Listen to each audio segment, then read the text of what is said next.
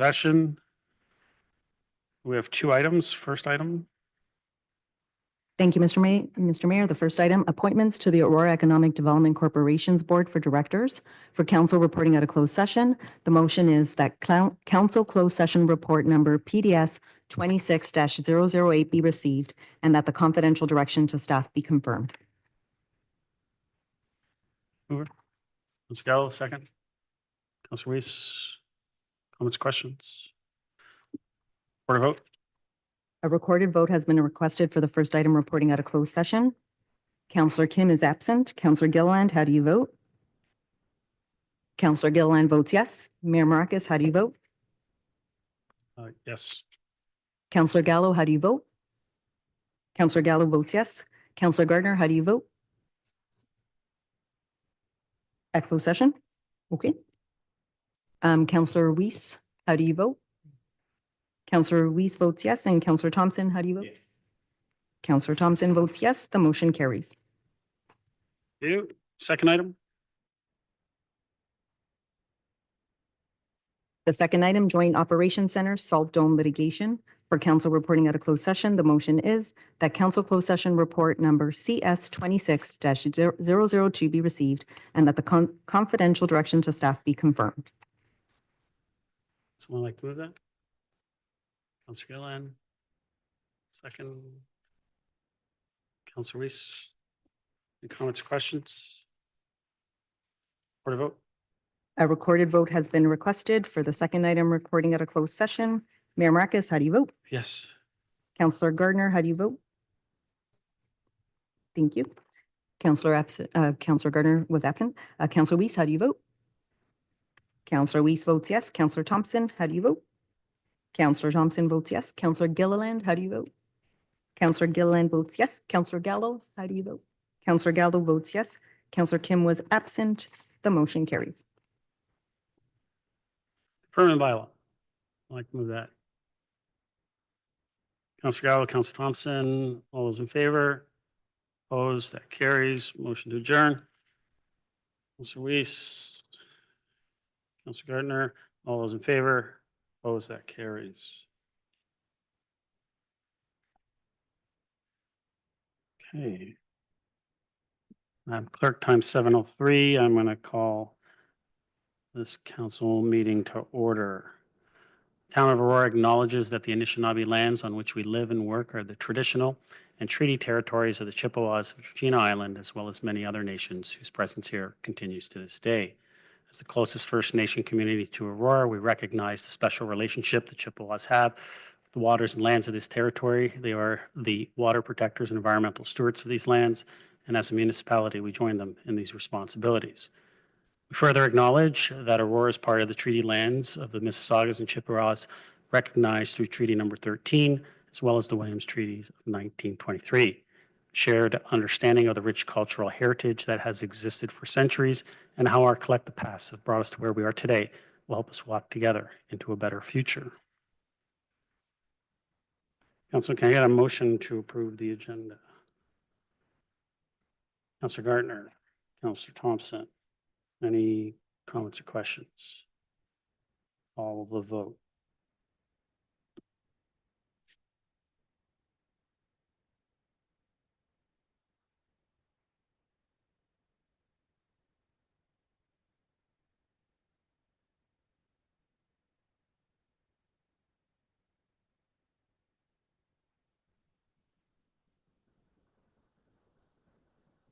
Councillor Gardner?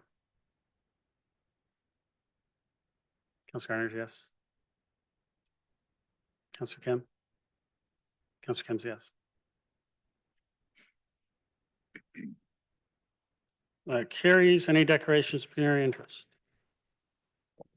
Seeing none. Community presentations, we have one. Marianne McConkey, President, and Morry, Patoka, Vice President, Aurora Cultural Center Board, regarding the Aurora Cultural Center 2026 to 2030 strategic plan. Welcome. Mary, I saw your daughter today. Nice. Floor is yours.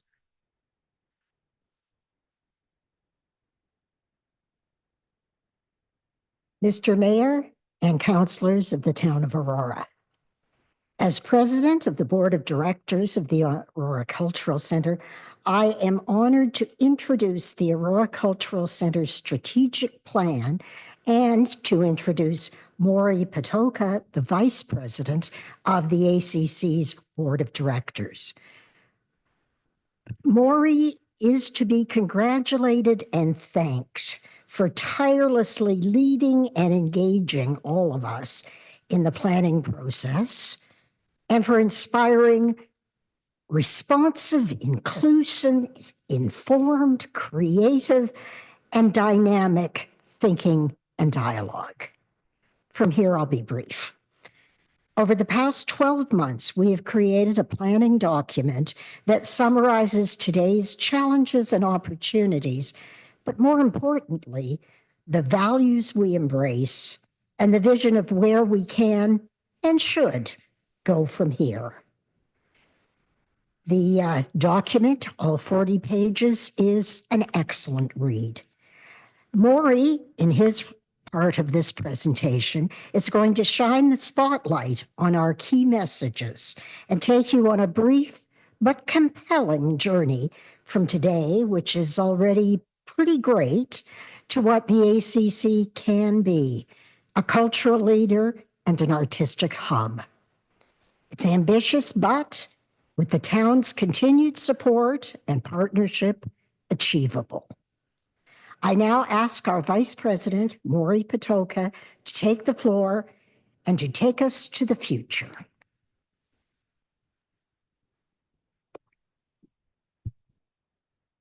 It's awesome. Thank you Morry, for that. do you have a silver DeLorean somewhere, Morry? I don't know. I feel it's like my bar mitzvah or something. This is really nice. I appreciate it. Thank you for that. Mayor, members of council, town staff, on behalf of everyone at the Aurora Cultural Center, I'd like to express our gratitude for the partnership we've had over the last 15 years and for continuing to partner with us, because there is a lot more to look forward to. I guess it's this button then. There we go. We begin with this simple concept. When culture thrives at the center of civic life, people don't just attend events, they know that they belong here. This is the heart and soul of our 2026 to 2030 strategic plan. You feel it when you walk through Aurora Town Square. The buzz of conversation swirling through 5 different art galleries, the energy of concert goers around both performance halls, and the flow of creativity as people from all walks of life engage in arts education. The town's continued funding contribution, in addition to our own fundraising and revenues, is an integral part of the economic engine that makes our plan possible. Equally valuable is the deeply collaborative relationship with town staff, town council, and our mayor, working together to make sure that the cultural heart of our community thrives at the center of civic life at Aurora Town Square. So for 15 years, we've built this relationship, a bond really, based on transparency, accountability, and integrity, giving us the confidence that we will achieve our vision to be broadly recognized as a cultural leader and artistic hub for Aurora. So what does that really mean? Well, Go ahead. it means human impact. A child's enthusiastic return to an art camp, a senior rediscovering her love of painting, a newcomer's first concert in Canada where everyone claps along to popular songs. It also means community impact. Our programming brings people from all walks of life together, sharing experiences that build trust, and where trust grows, friendships grow, civic pride grows. Finally, being a cultural leader and artistic hub for Aurora means driving economic activity. So in addition to creating jobs and volunteer positions in our town, we draw residents and visitors to Aurora Town Square, supporting local cafes, restaurants, retailers before and after the events. While our 5-year strategic plan delivers economic impact for the town, we also keep our programming accessible, keeping prices low, keeping art galleries free, all of which further differentiates Aurora as a unique place with culture at the center of our civic life, and an especially desirable place to live, work, and invest. As a cultural leader and artistic hub, the Aurora Cultural Center has grown into a year-round presenter and producer, sharing works from all genres, from local to famous, from Indigenous to immigrant, from oil to digital, and from comedy to classical. We host sold-out concerts, family workshops, artist talks, and sometimes all in the same day. Our flagship KITS program brings professional performances directly into schools, ensuring equitable access to the arts for students across many communities, positioning both Aurora Cultural Center and the town of Aurora as a cultural leader for our region. Our mission is straightforward. As a not-for-profit charitable organization, we offer excellent and inclusive experiences, celebrate diverse voices, connect people through live performances, visual arts, and arts education. And we ground this with core values that matter to our town: excellence, collaboration, inclusivity, artistic integrity, responsible governance, and stewardship. And our plan is very laser-focused. Establish the center as a recognized cultural leader and artistic hub. Strengthen community connection. Continue to build and diversify revenue. Enhance connections with audiences. Amplify programming, and strengthen capacity.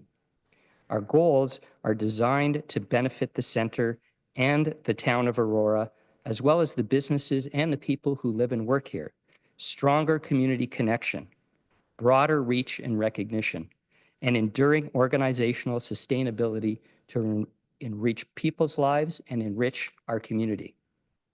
Our strategy is supported by annual operating plans to be accountable for our deliverables, driving measurable human, community, and economic impact for Aurora, attracting more visitors, more spending, more businesses and residents, expanding our ability to feature more artists, more shows, more arts education, and reinforce the value of Aurora as an awesome civic destination. To you, Mr. Mayor, to members of council, to town staff, we're grateful for the town's continued partnership and funding contributions, the thoughtful governance model that we share, and the confidence you place with all of us at Aurora Cultural Center. As a recognized cultural leader and artistic hub for our community, we are proud to deliver this plan in partnership with you and to keep building a community where culture thrives at the center of civic life, where people don't just attend events, they know they belong here, right here in Aurora. So thank you very much. Thank you. Can I get a motion to receive? Councillor Weiss, Councillor Thompson, any comments, questions? Councillor Gallo, go ahead. Thank you. Thank you for the presentation. Thank you for all the work that you do. I was fortunate enough to be part of this process, and I did want to take one sentence, I hope you allow me, that really stood out for me. And it says, "We are a welcoming space, a third space beyond home and work, where everyone belongs, where creativity is contagious, and where imagination finds a home." I particularly enjoyed that. And I look forward to many, many exciting things that happen at the center. So thank you. Councillor Weiss? Likewise, I want to say the same thing, Marianne and the board and Morry, the leadership that you've shown during this whole process has resulted with significant research, discussion. It was an interesting thing to be involved in. So I want to thank you for that and look forward to your leadership and put this strategy in place. Thank you. Councillor Garner? As I may have said before in this council chamber, I have never seen such a hardworking board. During my time, I was just completely amazed. It obviously continues. Thanks, Suzanne. And what a beautiful plan you've come up with. Thank you to everybody sitting here from the board. Councillor Thompson? Not to echo too much of the comments before me, but certainly want to thank the board, staff, and all the volunteers for all your contributions over the years, and look forward to seeing you implement your new strategic plan and be going from great to even greater. Councillor Kim? Thank you. I also wanted to thank the volunteers and the Cultural Center Board and Morry for the leadership. And, as the famous saying, we need more cowbells. We certainly need, Aurora needs more Morry.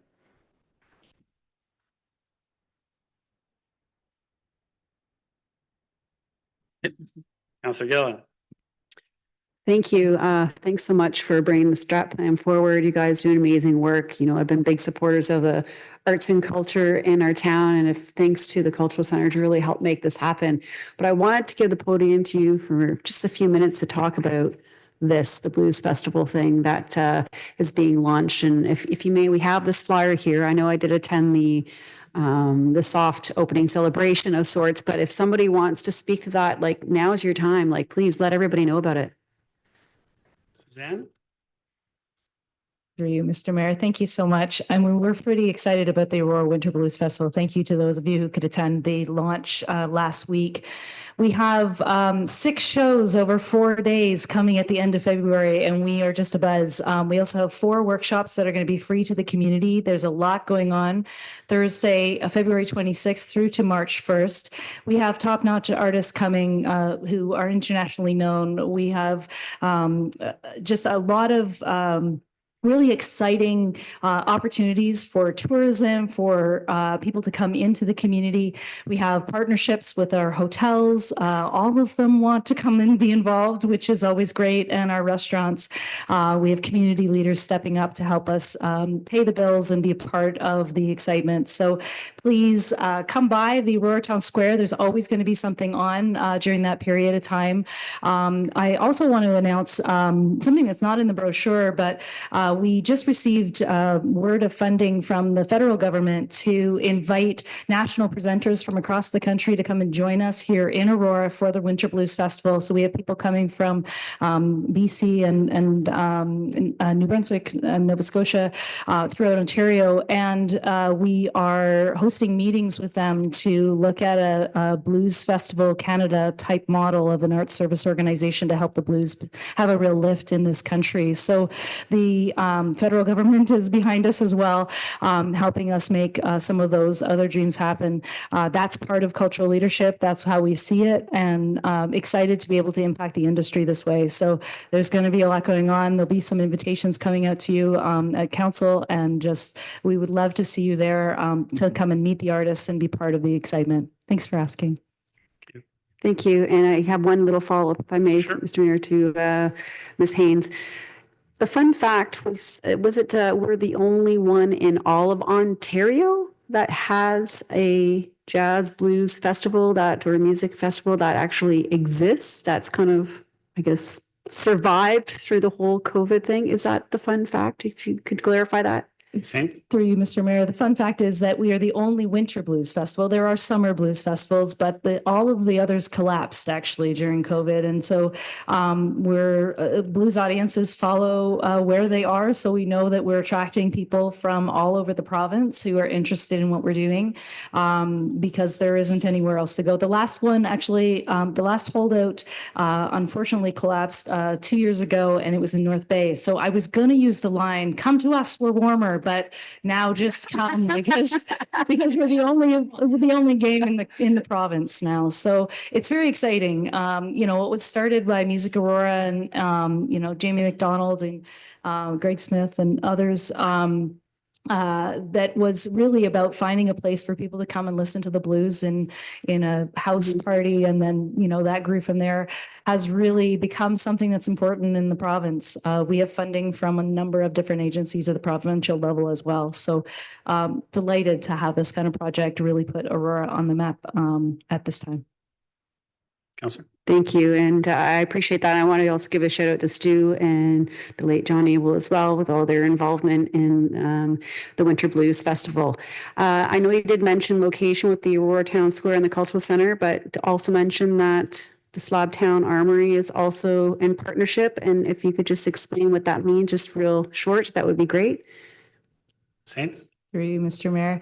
Yes, we are delighted to be partnering with Slabtown Aurora Armory. They are the social hub of the Blues Festival. So before the show, after the show, around the workshops, they're going to be ready, waiting to serve. I'm sure some of our artists will wander over and be part of what the excitement is. So delighted to have that partnership. They have been exceptional to work with. We're just so delighted they're in the community, and they're really going to make that social hub work really well for us. Thank you for asking. Perfect. Thank you. Councillor Gardner, second time. Thank you. And I just looked at my brochure more carefully. I believe there are 4 workshops that are completely free. You can just drop in, no registration required. So that's fabulous. And also, as you said, we need to thank all those who came before you, including Greg Smith, and I don't know all the other names who did a fabulous job. And now it's with you. Any other comments or questions? Suzanne, thank you for coming. We appreciate all the work that you do, as well as Morry, Mary, and the entire board. You guys do phenomenal work. You know, there's been challenges along the way with, you know, the development of obviously Town Square and the things that we did, but we persevered together as a group, the cultural center, the town, all of us working together. And each day it continues to grow. And the hard work of all of us working together is paying off, I think. And we're all seeing that now through the strategic plan you guys are presenting to us today and how we look to move forward into the future. It's exciting times, I've always said, for the downtown and for Town Square. And that's due partly to the fact of we have such an incredible cultural center. And, you know, and you guys do great work. So thank you for all that you guys do. I'm looking forward to working with each and every one of you for many years to come. So congrats and looking forward to it. Council, call the vote.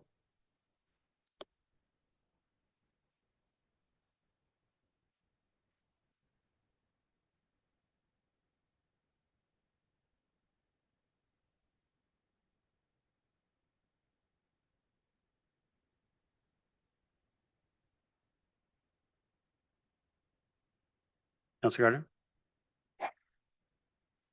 Councillor Gardner's yes.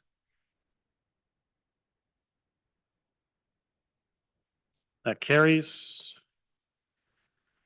No delegations. Move to number 7, which is consent agenda. Get someone to move the consent agenda. Councillor Gilliland, second. Councillor Thompson. Any comments or questions on the consent agenda? Seeing none, call the vote.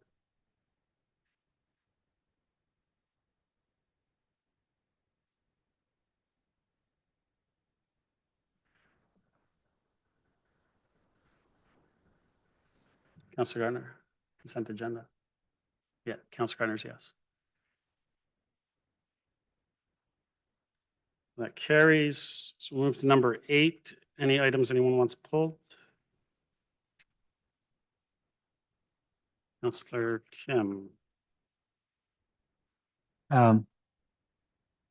So looks like, I believe Councillor Thompson's motion and 9.2 was already discussed, so I was going to pull that, but can I pull Councillor Gallo's motion? But I'm sure Councillor Gallo is going to pull that anyway, but I'll pull that one, please. Okay, and Councillor Thompson's motion doesn't need to be pulled. This item that we'll be considering separate discussion. So is that all? Yeah. Councillor Gallo? 881, 882. And my motion, if it's already pulled. Okay. Councillor Gardner? Sorry, 88. Could you tell me what was pulled? 881, 882, and 891.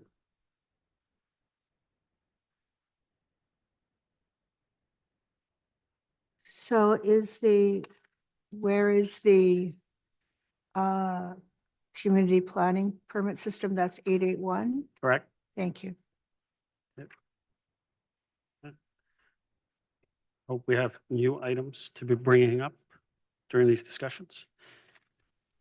Can I get a motion to approve all remaining items minus 8.8.1, 8.8.2, 8.9.1. Councillor Weiss, Councillor Gallant. I will call the vote.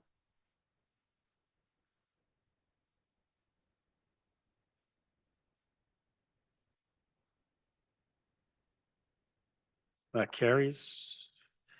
So we'll start. Oh. Councillor Thompson, you have something?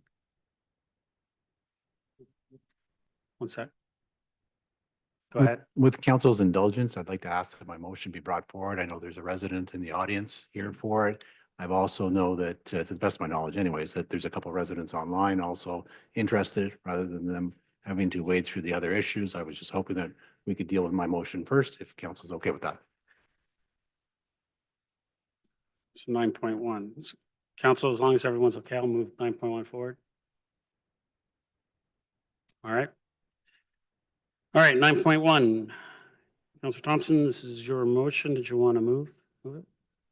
Thank you. Is there a seconder? Councillor Kim, Councillor Thompson, go ahead. Thank you. Perhaps I can ask the clerk to put the motion on the screen.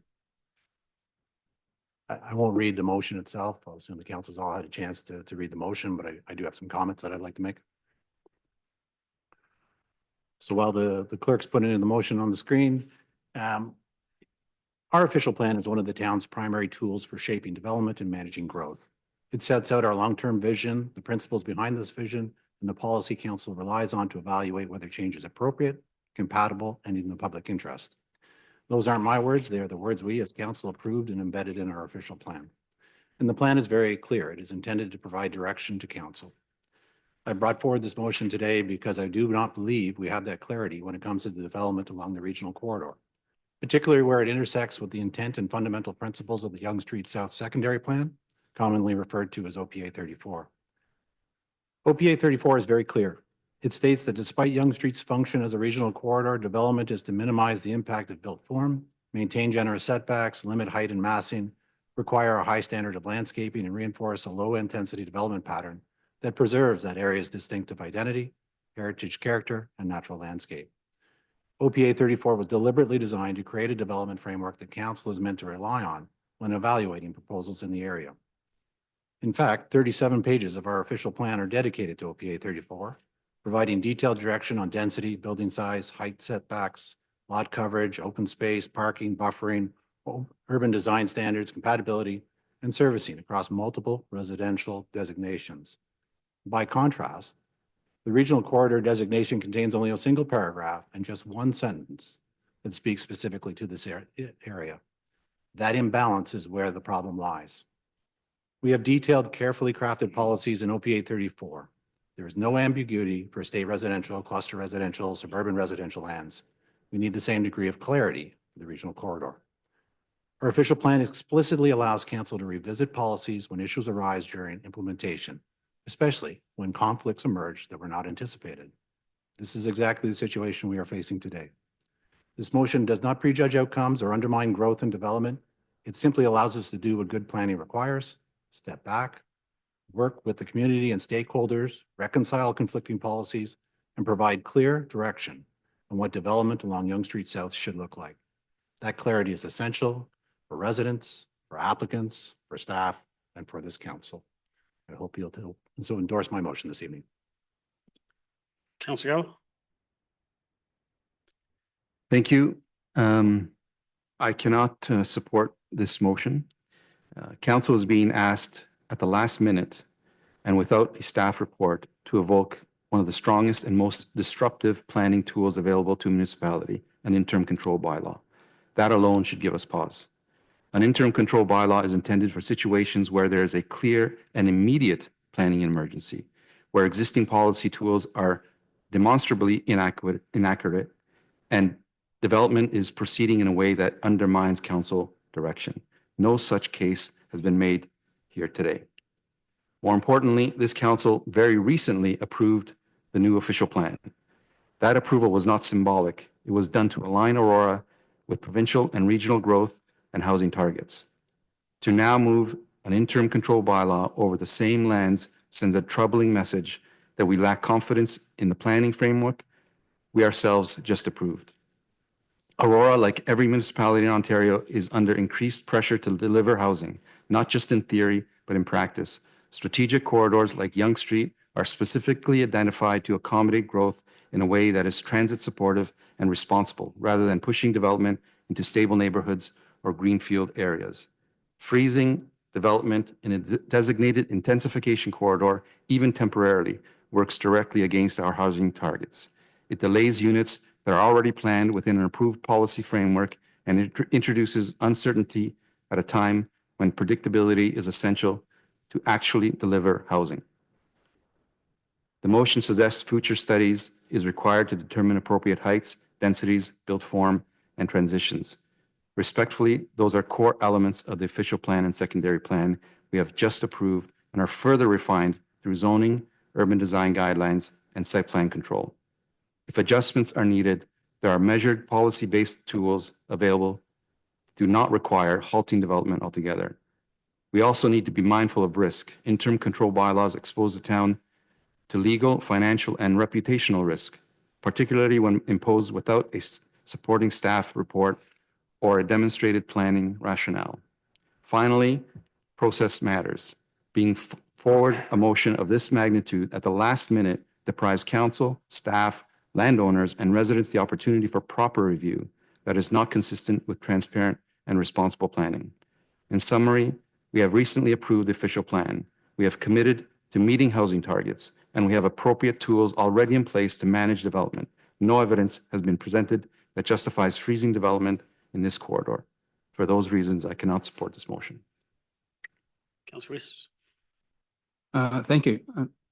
I agree that the size and depth of the regional corridor needs definition, not just here, but it's been elsewhere. The region approved these corridors along regional roads to stimulate increased density for all the right reasons, to increase housing supply, of course. But the corridor needs to be better defined, in my opinion. The motion asks for a number of things to be included in the study of the corridor that all makes sense, except that we have already done that in the official plan, as Councillor Gallo has just mentioned, that was just completed a short time ago, less than 2 years. Now, I believe the issues surrounding the regional corridors have to be better interpreted. We've had issues where part of an application within a corridor and part of it is out, and it's left to council to make these judgments in the best interests of the residents in the area as well as the community at large. A control bylaw would allow us to review the official plan, should this be passed, to align better with the existing planning objectives, and will possibly help us stop planning on the fly as we've been doing it when applications have come forward. But I will tell you that I believe that when planning and applications come forward for a zoning bylaw, we have been able to have the residents as well as the applicants appreciate the work that's being done. And often these bylaws, I understand, are there to support environmental and infrastructure management. And since it's an environmentally sensitive area here that we're talking about, it may be in fact warranted. So, however, the control bylaws have been criticized when they've been used to unduly restrict development. And it's known to restrict housing supply, and it freezes construction. And with it, it freezes all the construction activity, including jobs that are related. They also are criticized for being used to stall development to other planning needs. The Ontario Court of Appeal stated that one community's interim control bylaw was in fact legal when it was used to regulate things beyond the land use. All to say that these can be challenged and they can be overturned.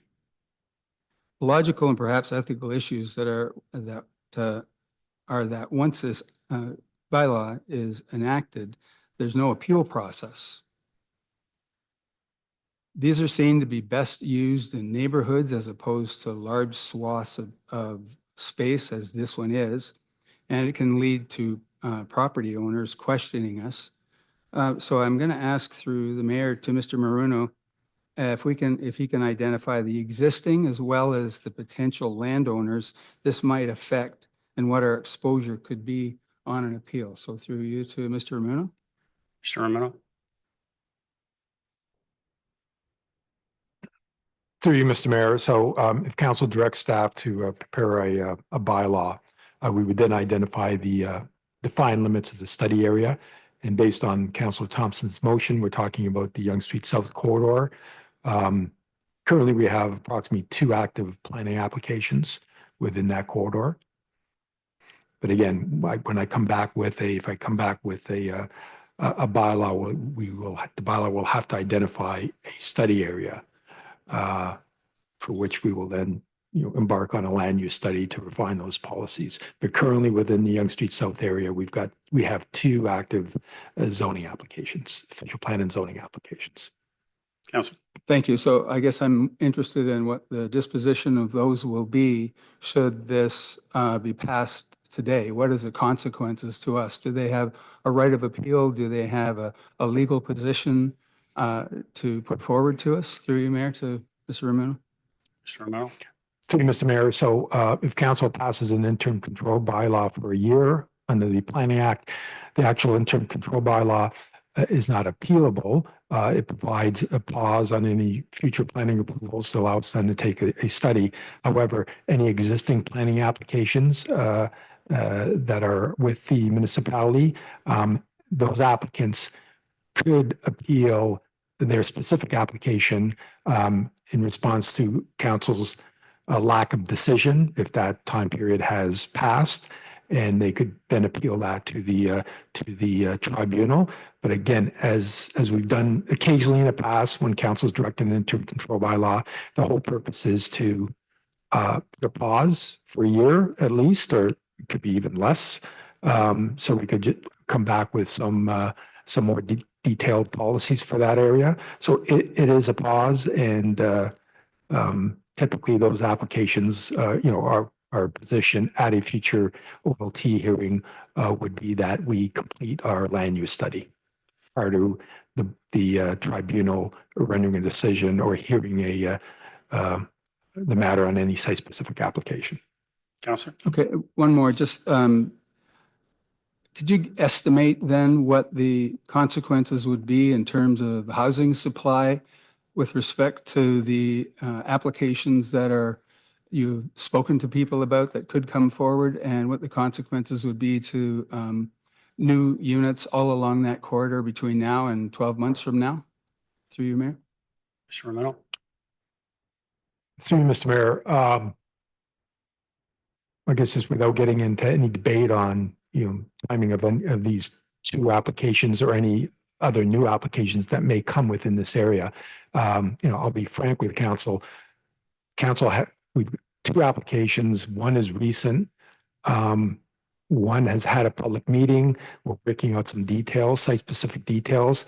A year delay, if it's a year delay, I mean, even if council were to approve an application, tomorrow, I'll be very frank, in the instance of those applications in that part of the Yonge Street South corridor, they're months, if not, years away from putting a shovel in the ground just because they don't have planning approvals and there are other servicing issues that need to be resolved.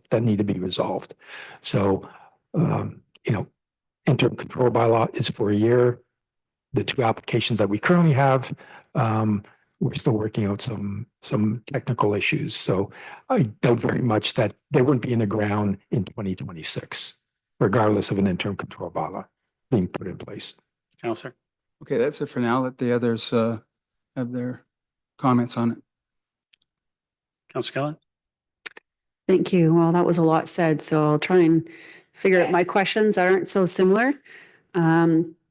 It's no secret that everybody knows that when it comes to density and growth, that I have really focused on the regional corridors, Yonge Street being one of them.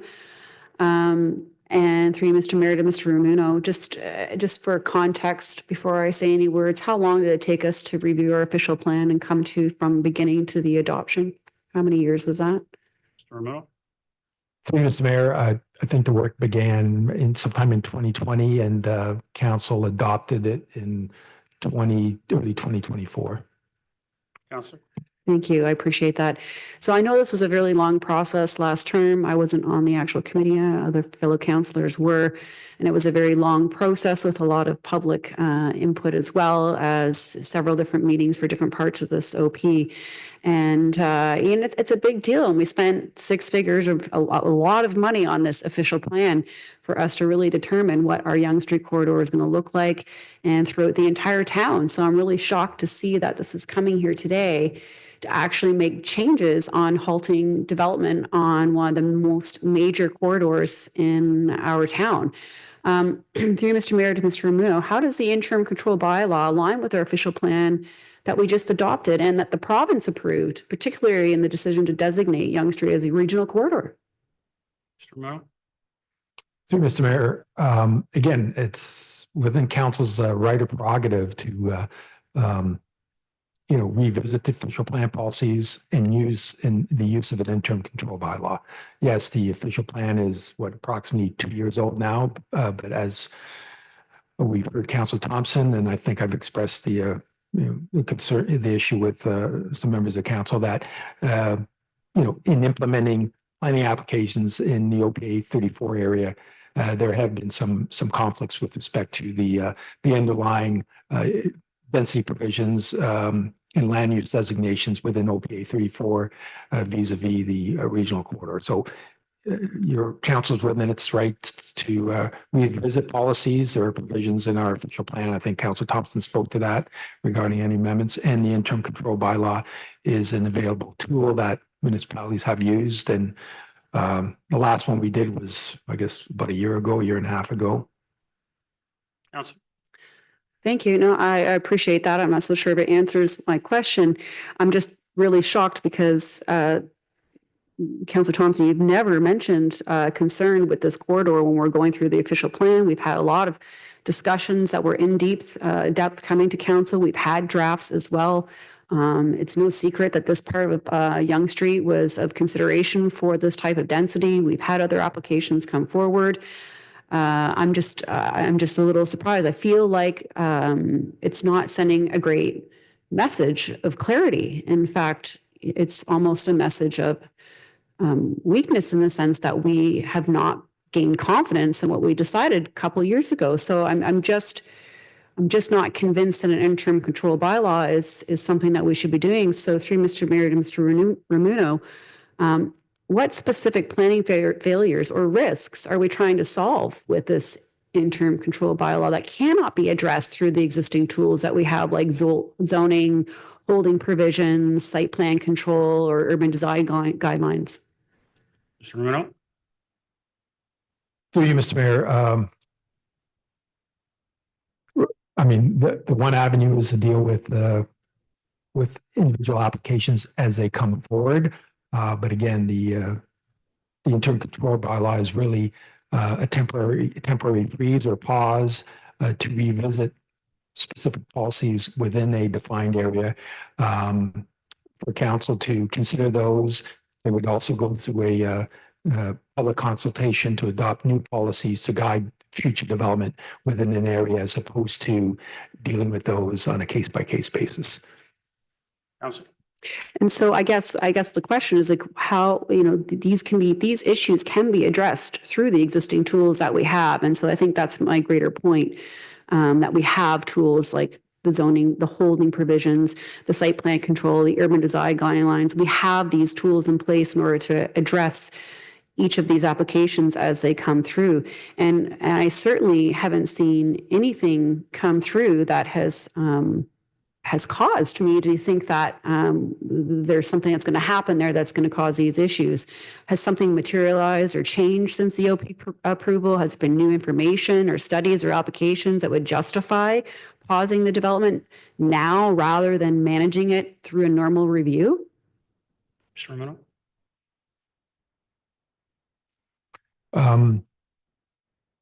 Through you, Mr. Mayor, again, we've got a couple applications, and we know whenever we implement applications within this part of town, there's a lot of community involvement because of the longstanding underlying secondary plan being OPA 34 and those very prescriptive development standards in that document. The main one being the low density policies of that document. The other sort of challenge that I think we council may be seeing if we do receive new any future applications, particularly on the east side of Yonge Street, which is for the most part outside of our municipally serviced area. Adjacent that corridor adjacent to or part of the existing estate residential developments that currently are within our municipal service boundary. Councillor. Thank you. And, I am hearing, comments around the table and Councillor Thompson, I understand your concerns and, the OPA is a very environmental area and it's something we've all talked about and it's something that we all certainly treasure. But we just completed this comprehensive official plan. It was comprehensive. And that's the term we use because it took a lot of years in order to do that. And it intentionally establishes Yonge Street as a regional corridor. And it was approved by both council and the province. This decision that we made wasn't by accident and it deserves some weight. That's why we did all this work. So for us to come in such a short period of time and put an ICBL or the interim control bylaw in place so soon after the official plan, it sends a message that we're really unsure about our growth framework that we just approved.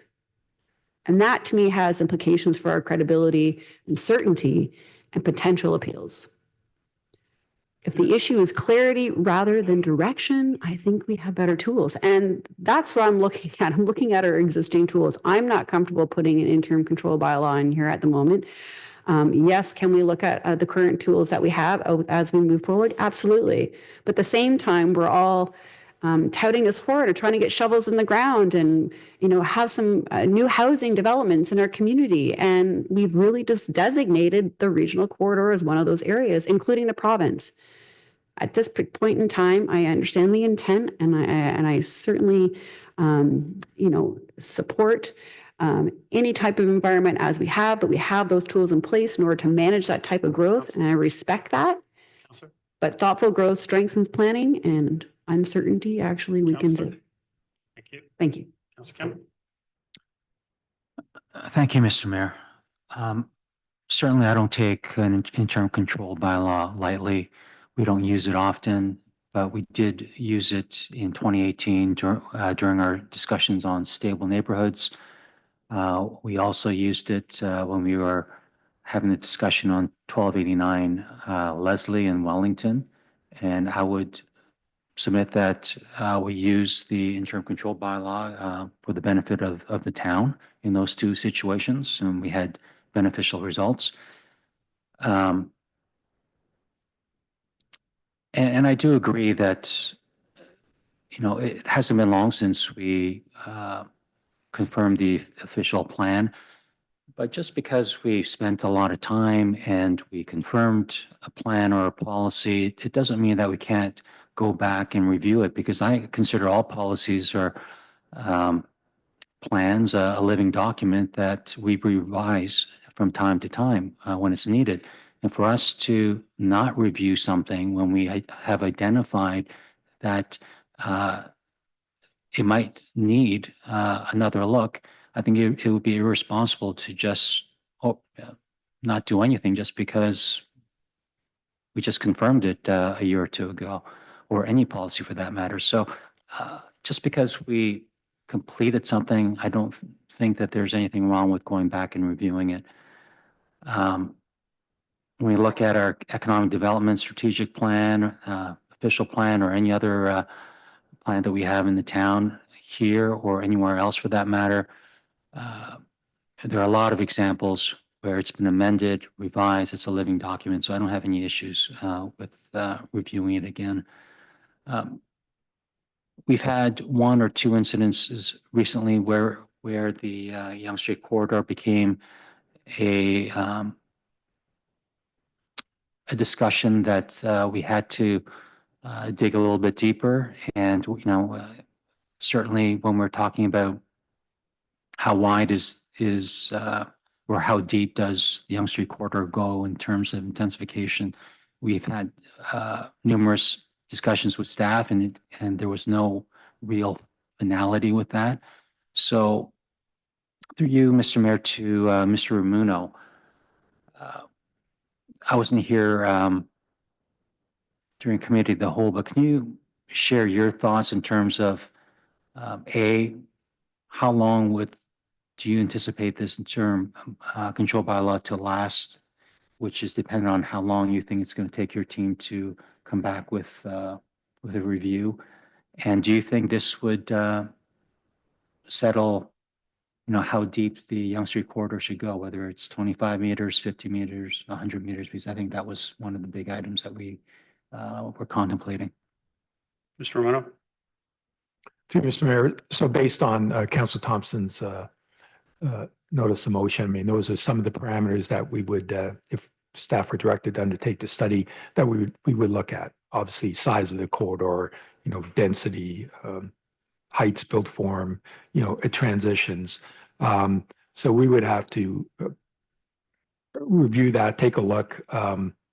It'd probably take us a number of months to come forward with a proposed plan or alternatives for council's consideration. And then typically that would result in, amendments to the plan and changes. So we would then have to be in a position to hold a public meeting to present any proposed recommendations or changes to the community through a public planning meeting, and then eventually committee of whole and councils. So I would imagine that work could take us the better part of 2026, and before we come back to to hold a public consultation, considering the timing, probably looking at early 2027.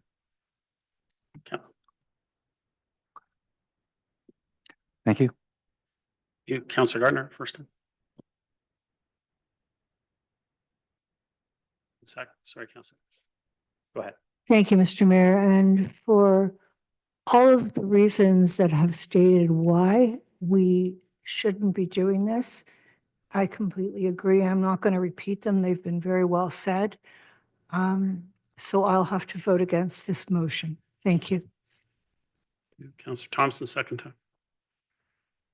Thank you. Just to address, some of the various comments. I mean, I guess first off, in terms of housing targets, we have 4,000 or 5,000 units currently approved. We could hit every housing pledge that we have without even adding another home in this area. Secondly, we talk about conflicts. Well, it's great to hear that everybody wants to uphold the official plan. I look forward to all the conversations about how we're going to build 2 units an acre and 5 stories. We had applications that had 300 units, right? A 5-story condominium, you're going to see more of them. Without any direction, how do you fight it off? All right. We have another one coming up, which is 76 townhomes on the corner of Ridge Road on a small property. I believe it's 40 units a hectare now. And so again, without any direction, without any clarity around our official plan, how do you oppose that? We can have the debate at council, but we have nothing to point to within our official plan. The official plan provides that direction. It provides that logic if we need to defend our positions. But no, we don't. We just think the official plan is by itself. So again, if everybody's going to stick to 2 units an acre, fantastic. I look forward to those conversations as we go forward. We've seen application after application. They continue the density outside of the regional corridor. They don't stick to the regional corridor. They think that they can continue on with that building and ignore OPA 34 throughout the length of the property. If the property stretched halfway to Bathurst, you'd see condominiums all the way down. And so, yes, we need to revisit this. And sometimes we create policies, but it's not until we see how they're being implemented and how they're being utilized till you recognize that there are some issues and some loopholes that need to be addressed and talked about. Coming back to shovels in the ground, I had a conversation with Mr. Ramuno, and Mr. Ramuno has informed me that he really doesn't see any development happening on Yonge Street South this year in terms of shovels in the ground because there's servicing issues. On the east side, the servicing issue has to do with the septic system. On the west side, they got to increase or improve upon the pumping station that's down at the bottom end before anything can happen. So the timing is actually perfect for us to be able to take a look at this and resolve these conflicts, resolve these issues to be able to deal with this aspect. Because if we don't do it now, it'll just continue to be able to fester and be a problem. And we won't have anything to be able to defend our positions should we disagree with applications.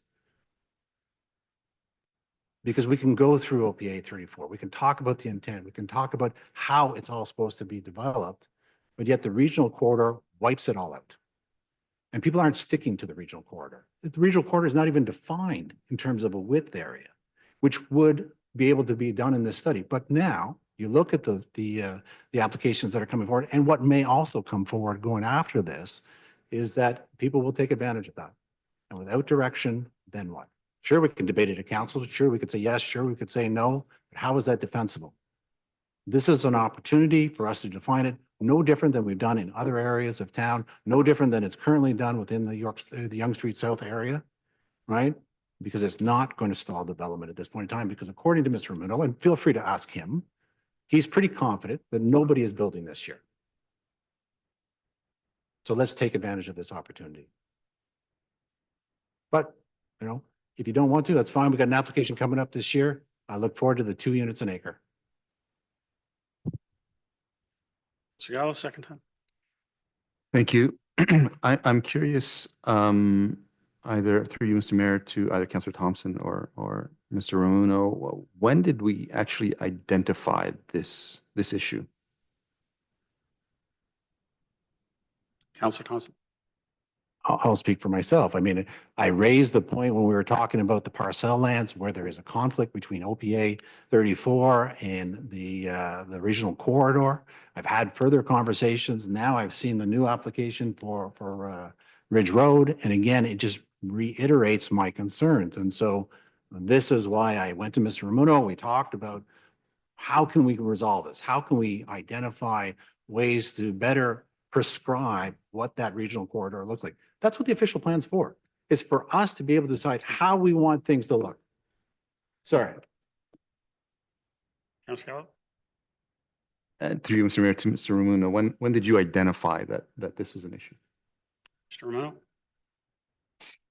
Through you, Mr. Mayor, again, as Councilor Thompson mentioned, every time we've implemented a site-specific application along the corridor, the questions have arisen either from members of the public or council regarding the extent and how the corridor is defined. Specifically at the Yonge Street South application, as the parcel application was the last one.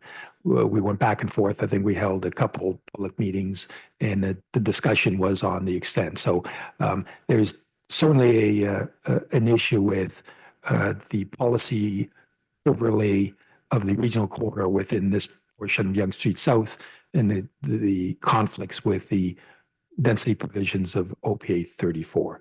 Again, I'm in council's hands with respect to how we want to proceed on this, but there have been challenges. Thank you. I'm just trying to establish, a timing. As we all know, we completed our official plan, I think about 2 years ago, something like that. Like, I have no issues with number 2, and I have no issues with what I could see of number 3, and I have to pull it up. I have absolutely no issues with us taking a look at these and getting staff to report back to us. I have a big issue with an interim control bylaw in order to do that. And through you, Mr. Ramuno, through you, Mr. Mayor, to Mr. Ramuno, do we need an interim control bylaw in order to amend our official plan? Mr. Ramuno. To you, Mr. Mayor,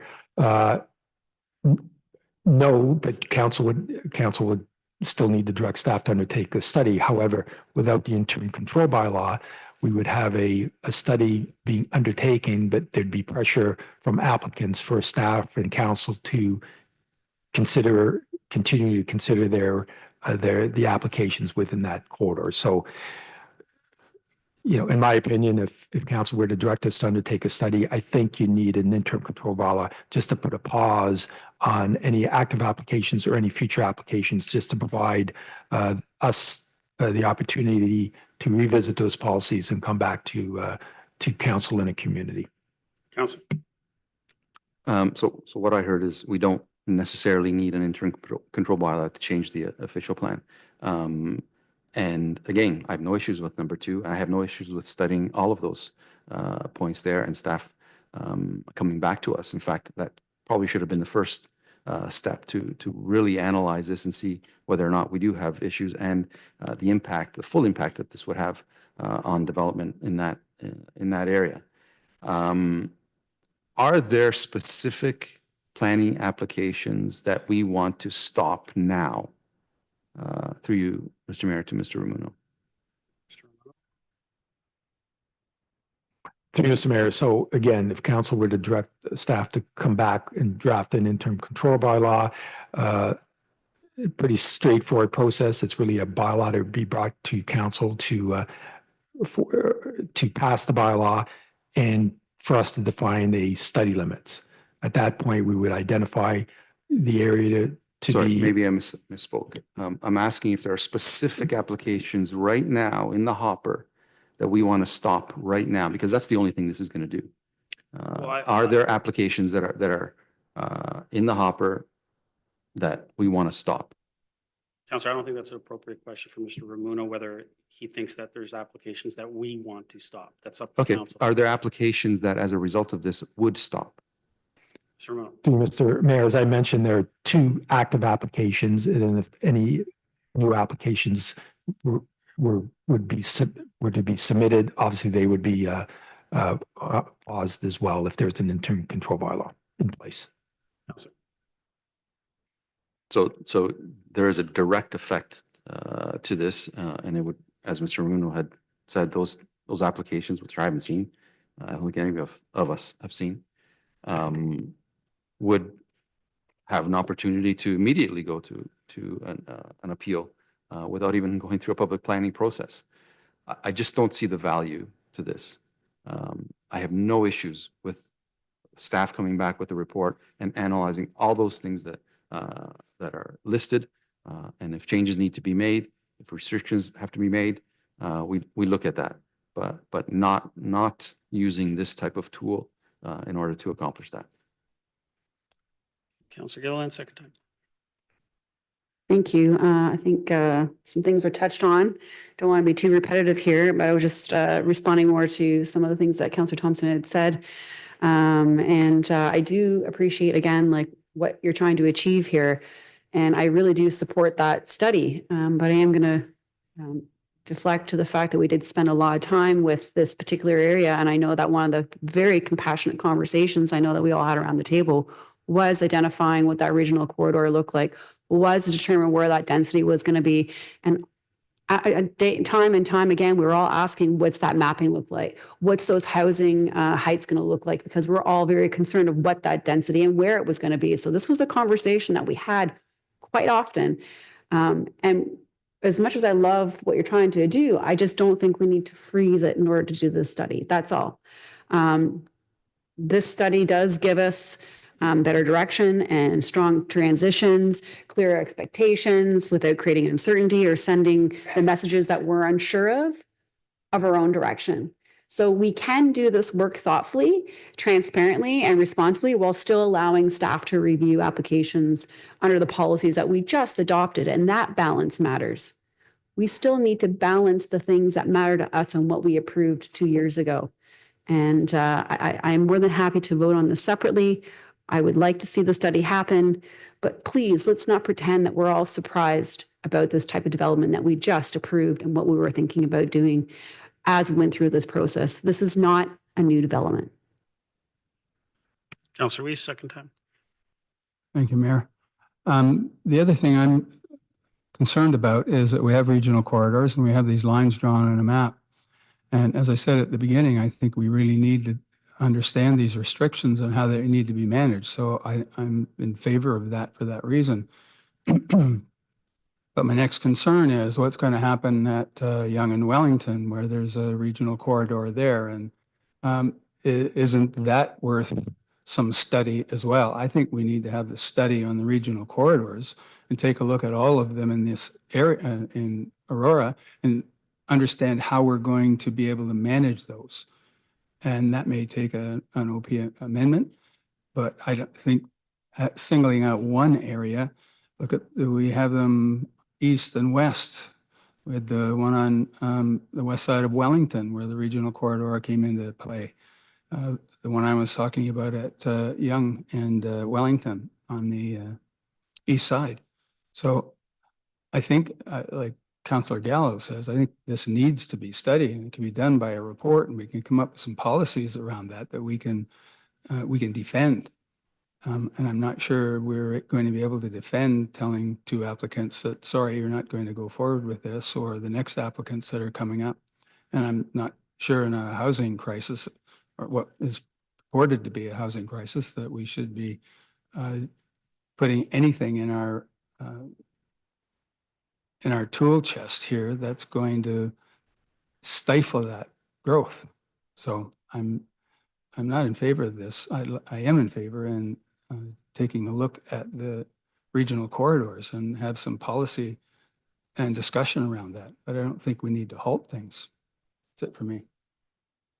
Thank you. Any other comments, questions?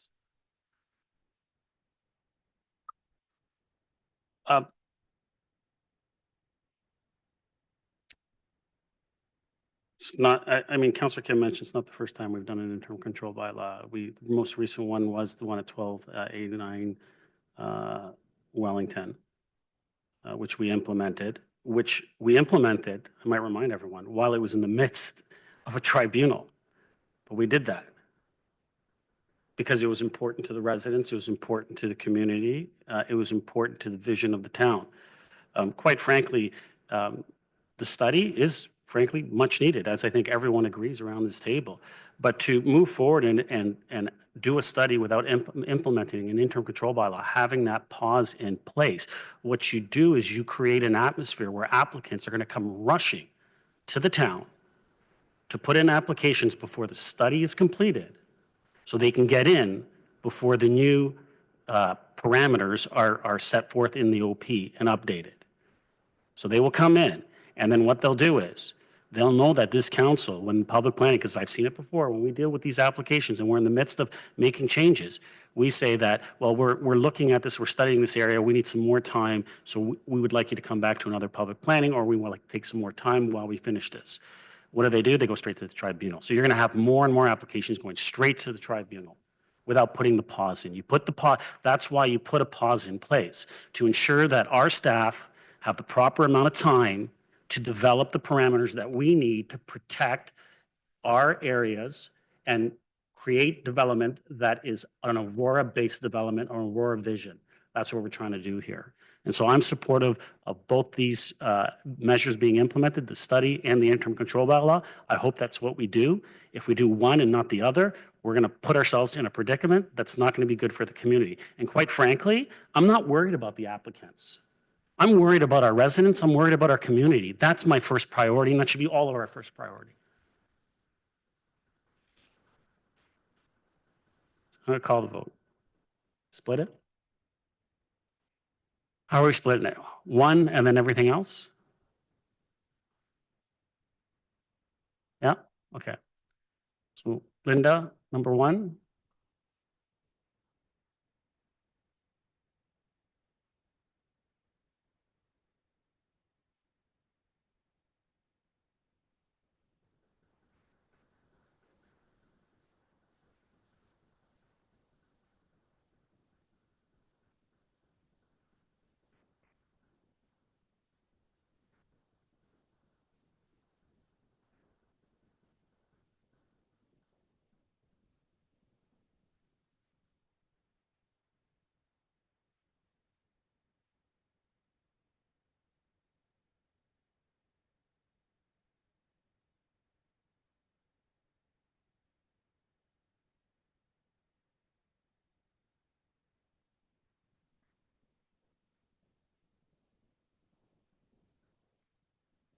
Councillor Gardner?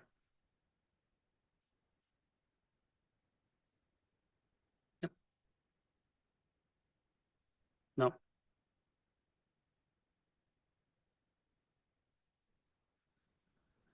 It's defeated. So the rest of the motion?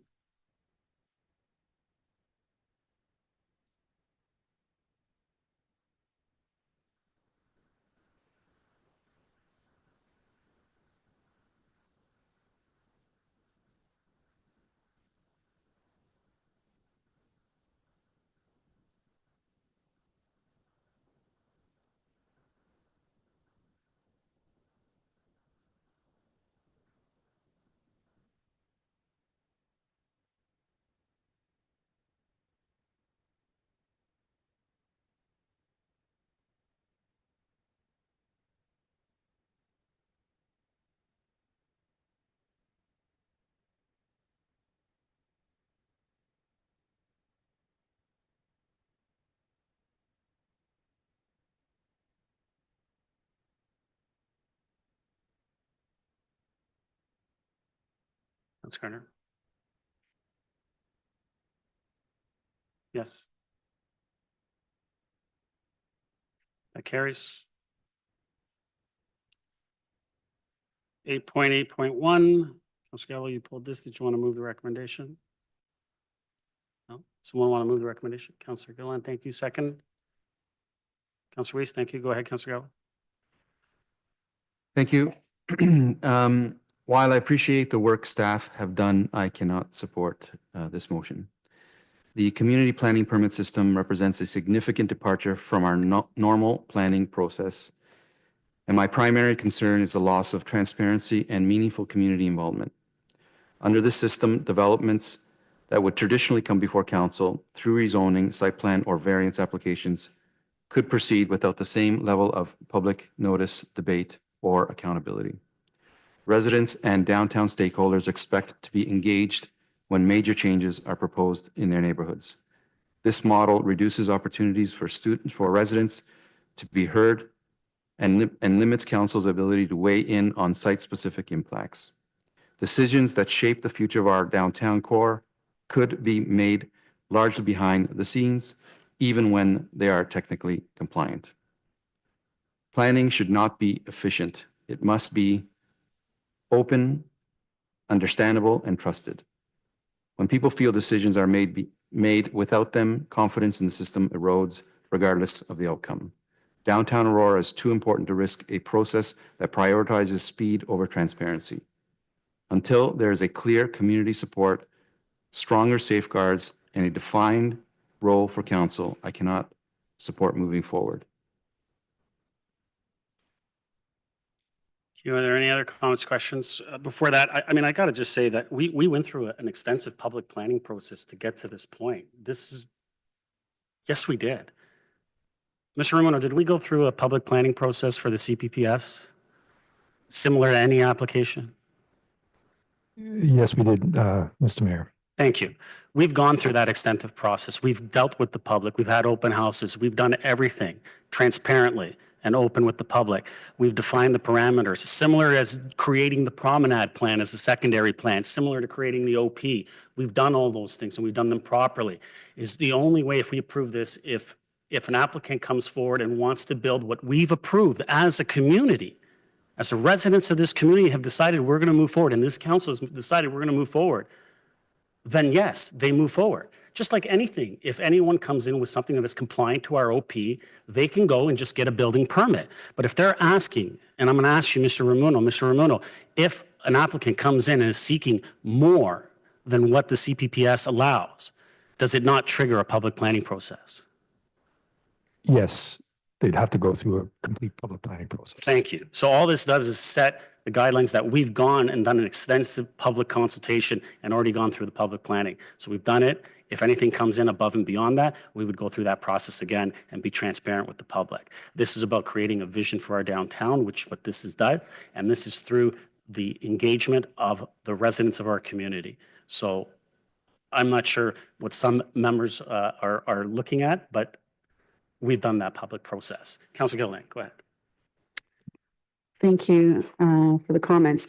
I have some quick questions just about the presentation and all the work done so far. And I did recognize that there was quite a lengthy time and process in developing to where we got to today. So through this, I'm just going to call it CPPS for short, the Community Planning Permit System, just for the public to know when I say that. How does moving from case-by-case zoning decisions to be clear upfront standards actually reduce uncertainty for residents and applicants compared to what we've been experiencing over the last 30 years? Mr. Renaud?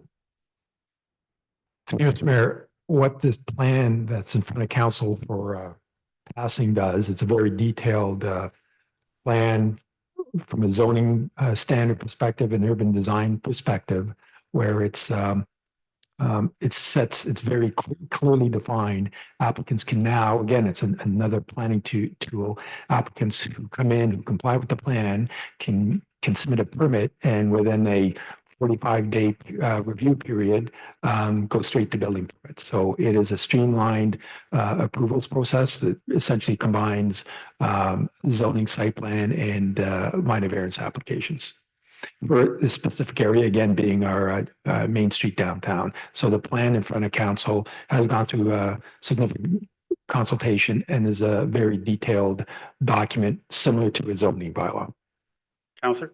Thank you. So essentially it's about control, predictability, and not necessarily about deregulation.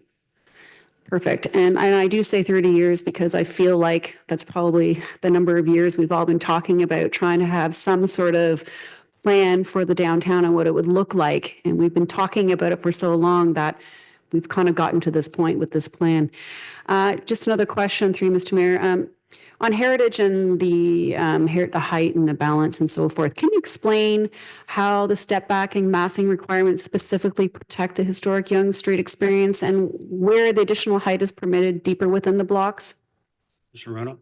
Certainly. So through you, Mr. Mayor. So the plan contains some detailed provisions, but also a height plan. So the main principles of the plan are to protect those designated heritage properties along Yonge Street, protect that street face, and to allow heights with the proper step back. So to ensure that that Yonge Street street face that isn't overwhelmed with height.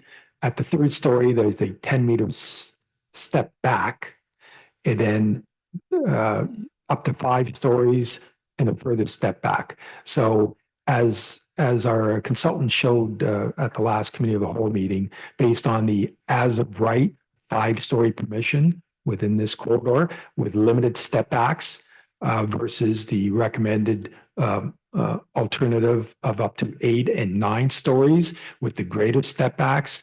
Over Yonge Street, the street face of Yonge Street is less overwhelmed by height. So the majority of heights are from 6 to 8 stories.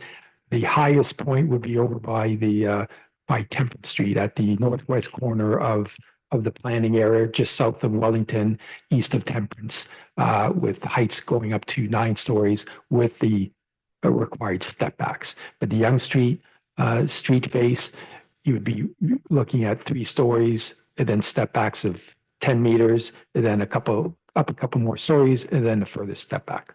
So I think the renderings that were submitted and shown, at the committee, and they're in the plan, are pretty representative of what that street face will look like compared to the current as a right 5 stories with the more limited building step backs.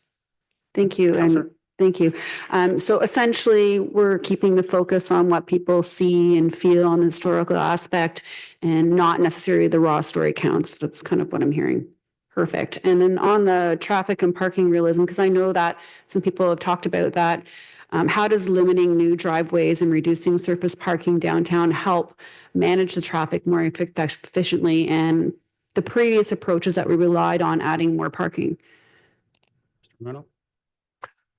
So again, I think the plan just codifies, what the promenade plan and the streetscape plan always contemplated, limiting obviously driveway access onto Yonge Street, but also creating some mid-block or mid-pedestrian connections as well.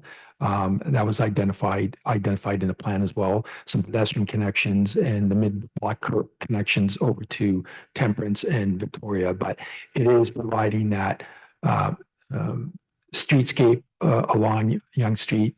Again, we're talking about the on the private side of the development. I'm sorry, Councillor Gillian, your last question was traffic. Traffic and parking. Yeah, just managing it more effectively than previous approaches that we've relied on in parking. Correct. And parking is another key component as well. With this build form, there will be, we've identified, reduced parking rates. We're looking at, with new development, there will be limiting surface parking. It'll all be structured parking, either underground or, within the structure. And the whole intent is to, achieve that added density by eliminating the surface parking that currently exists in behind the buildings on either side of Yonge Street and incorporating that parking within the building itself, within any future buildings. Councillor. Thank you. And I just have two more questions because they're questions that I've heard from other residents.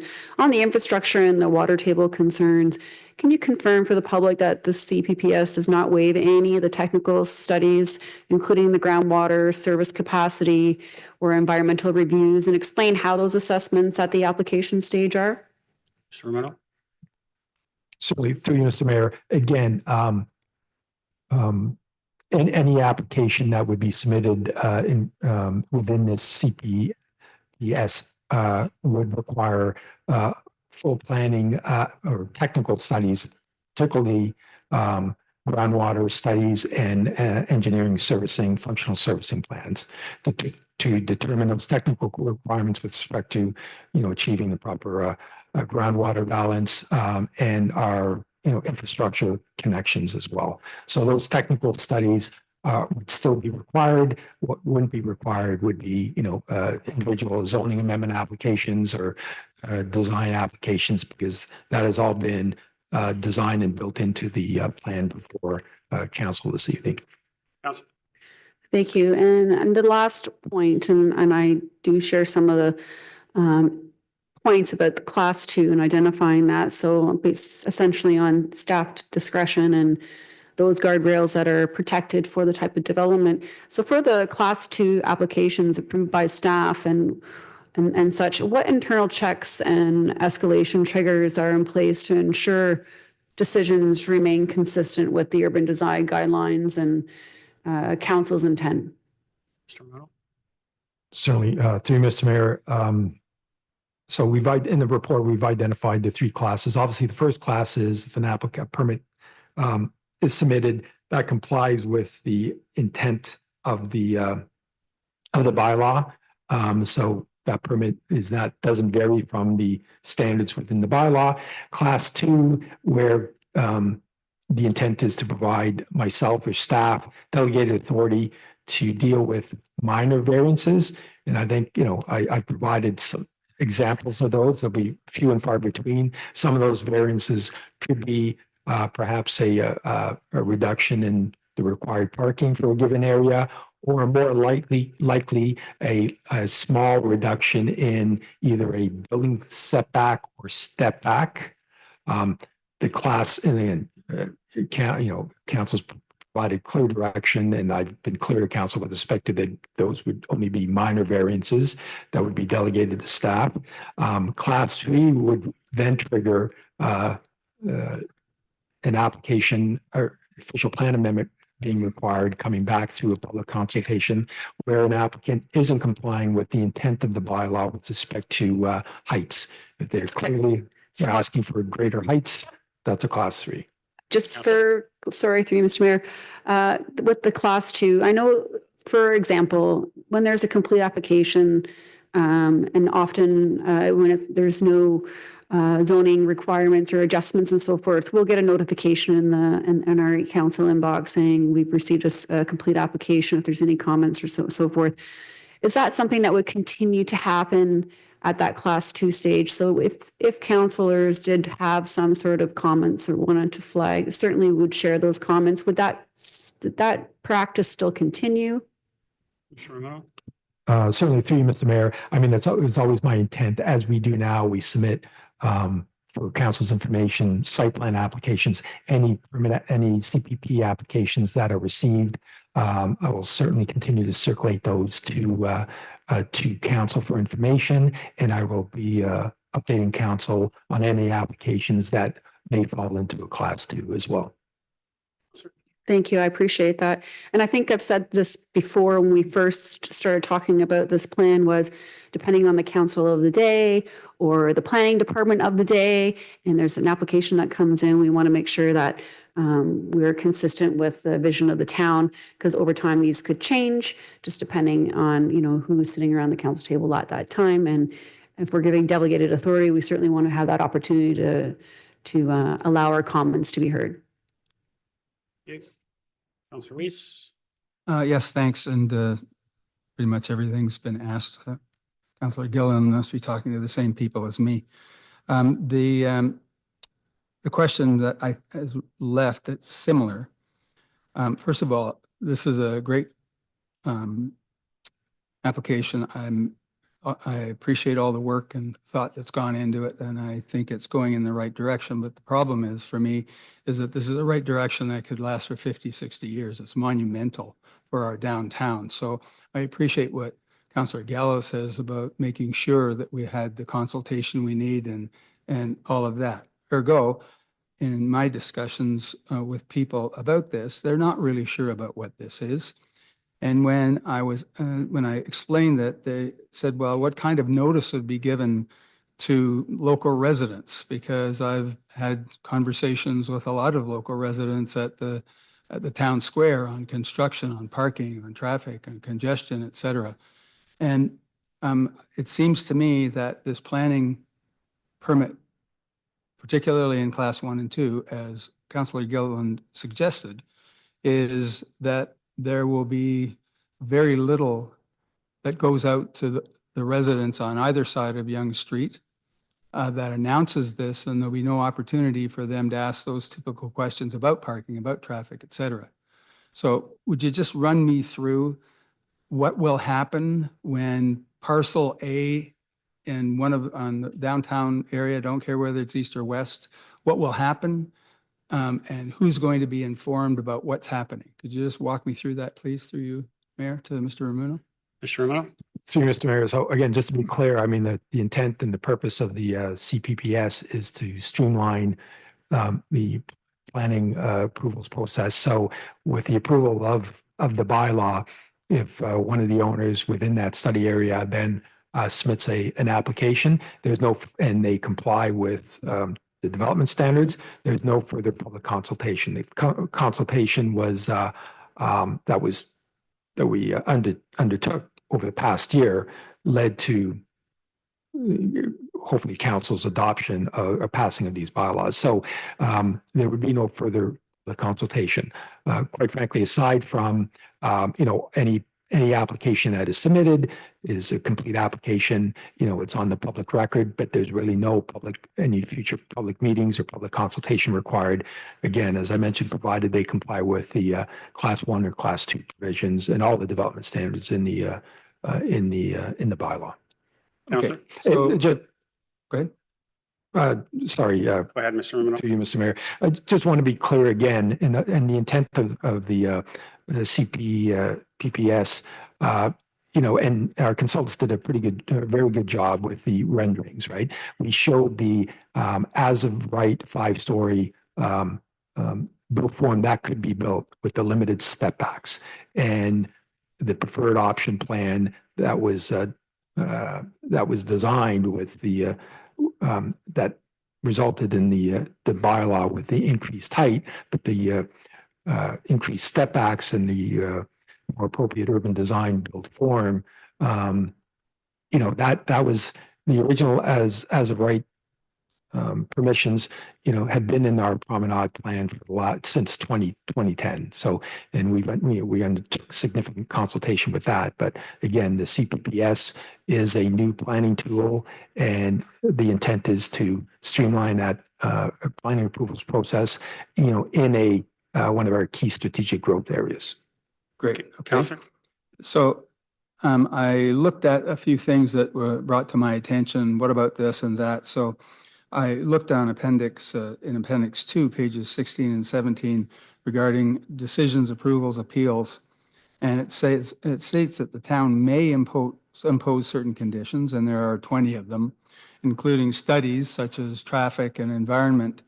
And when are these studies assessed by you to be included in there? Because I assume that that's not coming forward out of community members saying, well, this is environmentally protected or whatever. There's problems with toxic land, et cetera. So what is the process for you deciding which studies are going to be used in order to create and approve the application, particularly for a class 1 and class 2, where the delegated authority is with you and your department? Mr. Romano? Through you, Mayor. Through you, Mr. Mayor. So our official plan includes our complete application requirements. So they're already embedded in our official plan. So that's something that is administered by staff, regardless of the application. When we do sit down with an applicant as part of our pre-consultation meeting, we will list our requirements, what our official plan requirements are, and in particular, a complete application. So based on that, the application, we will identify what we need in the way of any technical background studies. So we do that with all applications currently, and that will continue to take place within the CPP S area as well. But again, the background studies would be limited with respect to, there would be no other planning, sort of zoning or official plan amendments or site plan or minor variance applications required. It would really be restricted to any technical background studies. And I think that two key ones would be, engineering submission, functional servicing plan, and, the related groundwater balancing submissions, some of those technical documents, records of site condition as well with respect to if there are, any contamination that are identified. Those are all background studies that would be required at the time of submission of an application. So if I may, Councillor? just one last question then. Will these be published? Will they be somewhere where residents can go and ask the questions that they have about whether there's a contamination study and any environmental studies, any other kinds of traffic, parking, et cetera, kind of studies? Where will they go to know that all is well? Through you to Mr. Ramuno. Mr. Romano?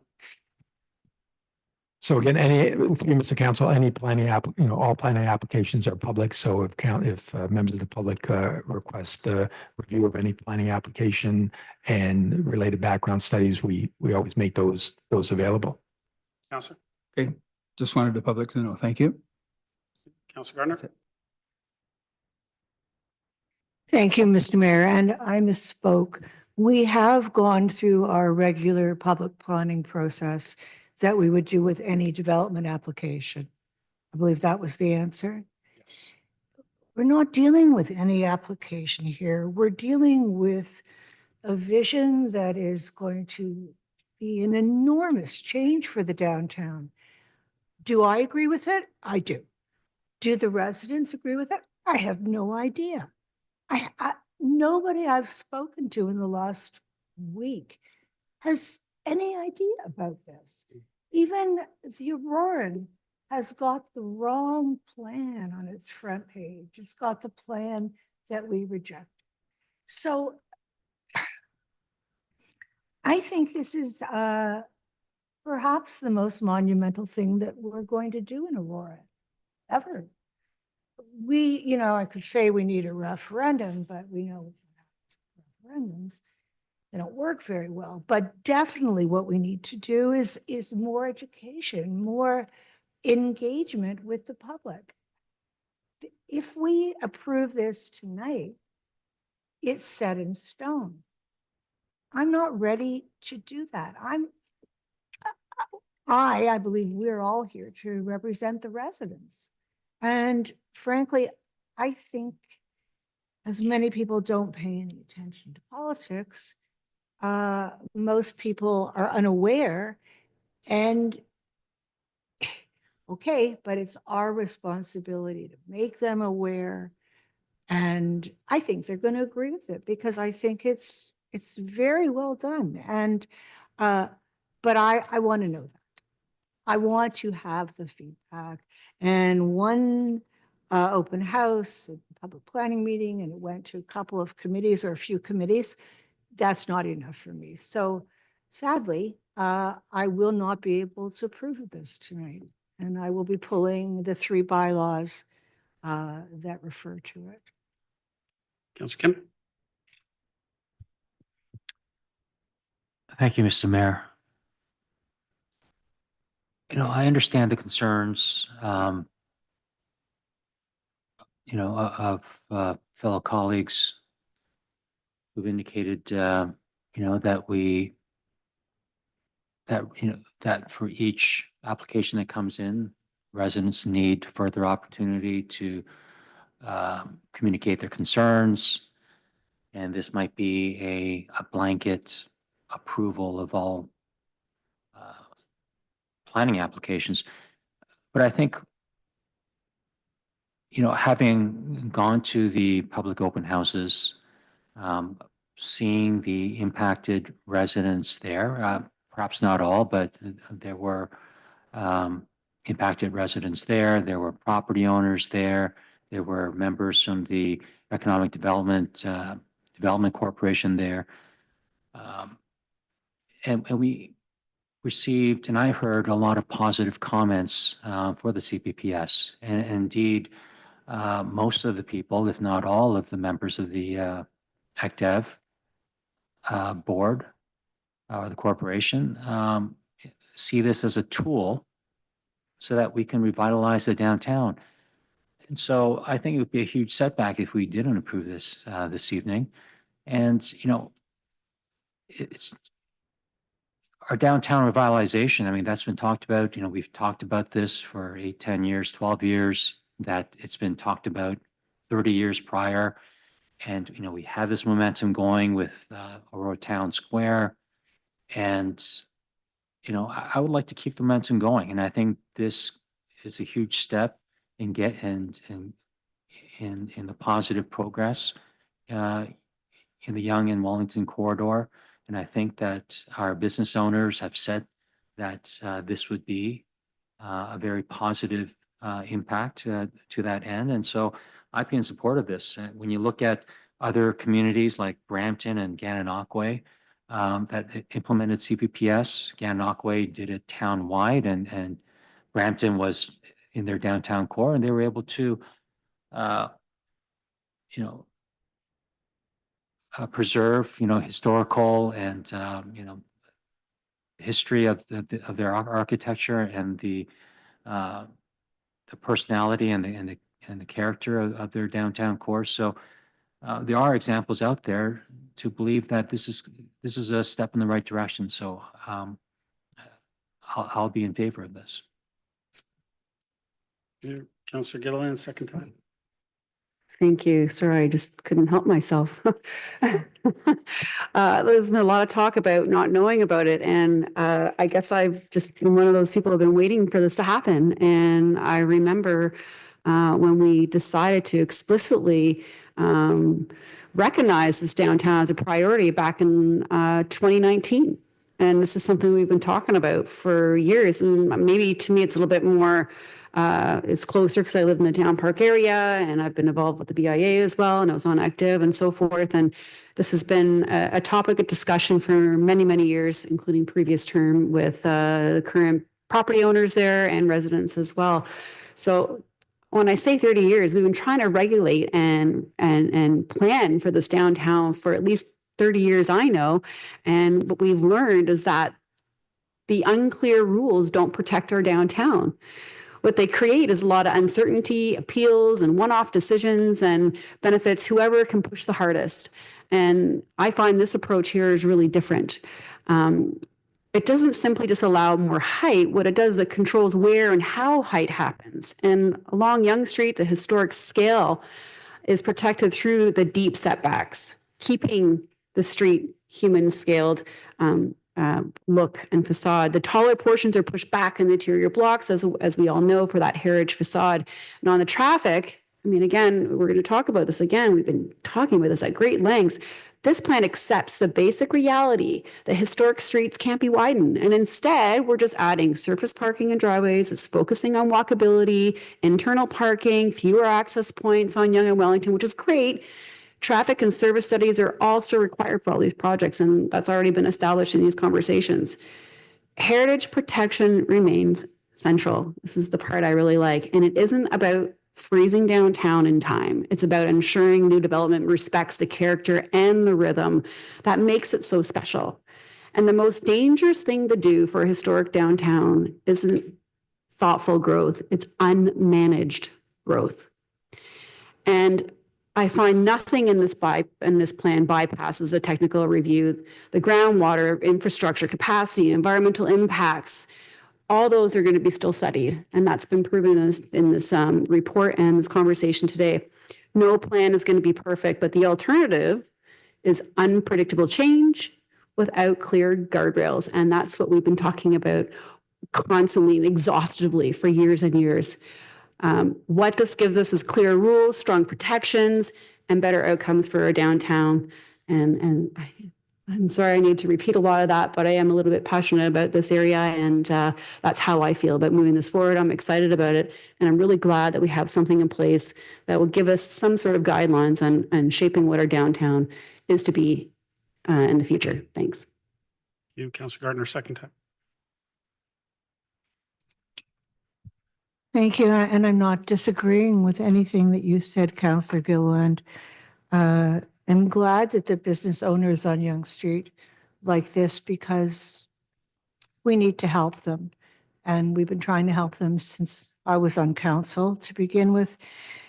And we haven't, or we haven't significantly enough. I can also believe, Councillor Kim, that the residents will be happy with this, but I don't know. One public open house for the residents. And I'm sure somebody has an idea of how many people attended. This deserves so much more than that. And it's just a very fact that the Aurora, and a newspaper a lot of people in my ward read, has the wrong plan on the front page. We need to do some more work on this. We need to get our residents on board. It's their taxes we're going to be spending, and it's our responsibility as the council's representatives of the residents that we make sure they know about this. I'm not saying no, I like it. I just think we need to do more communication with the residents. Thank you. Councillor Weiss, second time. Yes, thank you. And I've been listening intently. First of all, I appreciate the work that planning has done and all the people. And I realize the problems with community input. I don't want to be in a position to be blaming any victims. However, I feel that because this is at least half in my ward, and knowing the issues that we've had before, that I have to ask for more conversations with people, but I don't see it coming here today. So when you have to weigh the interests or the communications of people who could have participated with this but chose not to, even though they weren't given enough time to do that, and I would certainly like everybody waving the flags, I don't see that coming here, because I don't want to throw the baby out with the bathwater here. There is a tremendous amount of good work done here, and I have a great feeling that this is the right direction to go, even though the fine points are not put on it. So I want to just say that I'm a little disappointed that we don't have more communication out and in, but I don't think that's reason enough for me to vote against this, just simply because of the enormous amount of work and effort and thought that's gone in here and the professional consultation that's gone on. So like you, Councillor Gardner, I feel for some people who don't have the right information, likewise with Councillor Gallo, but I think it would be wrong for us to stall this any longer. And I don't even know how we could stall it. If someone would tell me that we could put this off for another month or two and we could gather surveys and all the rest of it, I would be happy to do that. But I don't think that's going to yield any more information than we have right now. So I think I'm going to have to vote in favor for this, and I think I'll be happy doing so. Thank you. Councillor Gallo, second time. Thank you, and I appreciate everyone's comments and perspective. I think it's a mistake if we compare this to the promenade and that study. That was a full committee and probably over a year's work. This is nowhere near any of that. Yes, Councillor Gillen, it did start in 2019, but it didn't reconnect until 2023, 4 years later. So you can take those 4 years of nothing. So, you know, if all of you feel that we've done such a fantastic job at community engagement in this, I can't wait to see you in these seats when the hoarding goes up of, 9 stories, and the residents around there that are going to say, what in the world is happening here, and fill these chambers. That's what I'm trying to avoid. And I don't disagree that this is of value. I've been extremely consistent in my 14 years here that I'm very cautious about taking decisions out of the realm of this realm and out of the realm of the public. To me, that is sacrosanct. As difficult as it is, and this, I believe, is doing that without a very extensive communications program, which, if you feel confident, we did that with not even a handful of meetings that we've had. And if you feel confident that people out there are well aware that this is happening, I don't live in your world because I don't see that. And I'm not, I'm willing to say yes to let's explore this, but perhaps a pause and do a full, I don't see the urgency. We've just many times sat around this table, nobody's building anything anytime soon. So what is the urgency? If we err on the side of caution and make sure that this is well publicized, I think there'll be a lot of benefit to that, not only now, but in the future for those who end up at this table again and have to deal with people coming in those doors. And at least you can say we did a lot to engage. And those who didn't engage, like Councillor Weiss is saying, we tried our best. Did we try our best? Do you feel confident we tried our best to engage the public in something as monumental as this? I highly doubt that. I highly doubt that. So I won't be supporting this like this. If someone wants to put a pause on it and re-engage the public, I'm happy to support that. Any other comments or questions? Councillor Carter, you already spoke twice. What's the motion? The motion would be to put a 1 month's pause on this and To what end? 1 month? to ensure that the residents are completely aware of this. At least let's get the right diagram, the right schematic on the front page of the Aurora. Let's send it out through all of our Well, communications channels. That's fine. Did We'll we get through do this. that? Is there a seconder? Councillor Gallo? Can I get that amendment on the screen? Pause this for 1 month?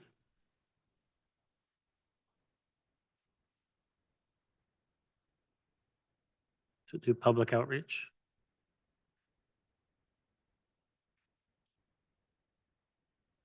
To defer it for 1 month. Yeah, we can do it. Defer it 1 month? Yeah. To defer it 1 month for staff to do public outreach. Any comments or questions to the amendment? Councillor Gallo, go ahead. Thank you. I support deferring it. I'm not so sure 1 month is enough time to be able to properly engage. I don't know what that, perhaps a communications team would be able to weigh in, what that timeframe would be, but. Councillor Gallo's got the floor right now. Through you, Mr. Mayor, Ms. Smith, do you have a sense of what it would take to continue this discussion and feel confident that we've explored every avenue to make sure everyone affected is aware of what we're doing? Do you, Mr. Mayor? Smith? Sure. Through you, Mr. Mayor. So we have been doing a very extensive campaign. I think this is one of the larger ones that my team has done. We've been working on public outreach with Mr. Ramuno's team for over a year. So I'd have to go back to staff and get a summary of what we have done, what the numbers look like, and then put together a bit of a plan on what we could possibly do. Councillor? Thank you. And if that comes back at the next cycle, I'm happy to look at that. And if I'm enriched in the engagement that I'm not aware of, then I have an open mind to take a look at that and say, okay, we did everything we could possibly do. Any other comments, questions to the amendment? Councillor Gardner? And I'm not sure if a month is the right amount of time, and I'm not talking about, I'm talking about getting people actually to see this and to talk to us. I mean, I'd like to know what the uptake is on the social media channels, if people, I can't find anybody in my ward that's aware of this. It's crazy. And we will suffer if people don't know about this and come to the council chamber and be unhappy. I want them to be happy about this. I think they can be happy about this. And maybe we should do it till after March break. But if you could get some numbers and report back to us about the amount of public engagement and also the open house. And maybe councillors can also, have you had any questions about this? Nobody's called me. Nobody has seen, I don't know. For something like this, I would have expected people to be trying to get in touch with me. Councillor Gallo, to the amendment, please. Thank you. Maybe because I'm close to this, I know that this has been happening. And I remember when this came to council over a year ago with a report stating what we were going to do back then for almost an entire year. And I know that there was also some outreach in the summer.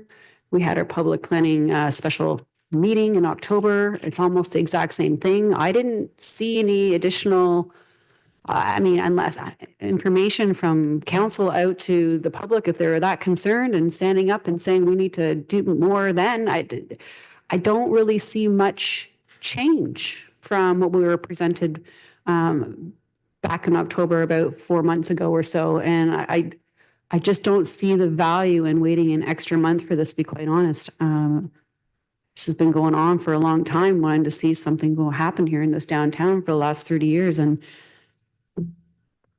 again, I just feel like we're just stalling for, I just don't see any value in the staff's time in doing this any further. To be quite honest, I feel the public has had this information, and we could say that with almost any kind of campaign that we have. The window clearings, for instance, we still have people that are calling and saying they missed a deadline, as much as we want to jump up and down in front of people. I just can't, I'm sorry, I just can't support this. Councillor Weiss, to the amendment, please. I'm in support of it, the amendment, but again, the 1 month doesn't matter to me. I'm more interested in getting good information, not fast information. So, and I also leave it to our professionals who I respect and is able to gather that information. And if she says it's a month, she can do it in a month, I'm okay with the month. I just don't want to regret something that happens that has such long-standing results and impact in this community without being very firm with that everybody knows what's happening, or those people who care know what's happening. So as long as we can get more information and we can feel comfortable with it, I'm in favor of the motion or the amendment. Councillor Thompson, to the amendment. Yeah, I think my only really question really is about the month. I just don't see it practical. I mean, if it's 4 weeks, the next council. So if you're looking for Ms. Smith to walk on that report in 4 weeks' time, that's so, but if not, if you want it for the committee of the whole, that means she has to do the report in the next 7 days, because that report comes out next Tuesday, which is typically what is asked about by some members of council, not to bring things straight to council, but to the committee of the whole. So I really don't see what a month accomplishes. What more she can do other than just be able to inform council what's gone on in the past. And so I think the 1 month really just pushes us down the hill without adding any new information. Councillor Gardner, second time, to the amendment. Thank you. And I don't think Councillor Gallo actually seconded my amendment with the 1 month. Yeah, he did.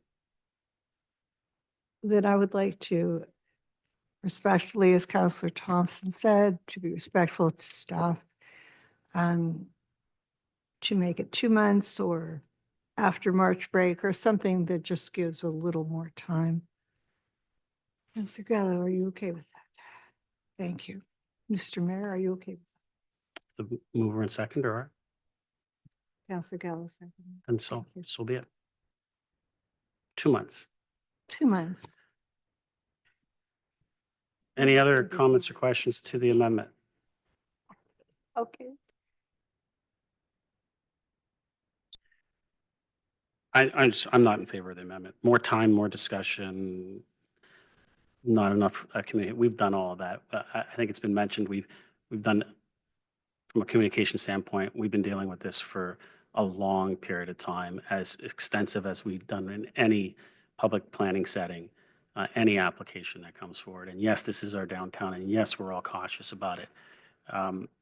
I've had conversations with thousands of residents over the last year in regards to this.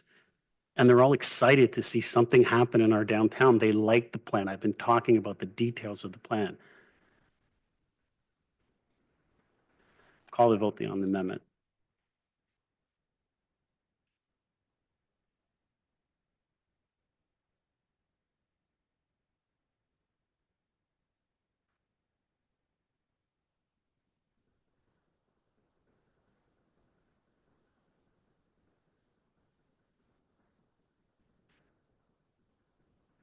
It's defeated. Back to the main motion. Everyone's spoken twice except for Councillor Kim and Councillor Thompson. No? Call the vote on the main motion.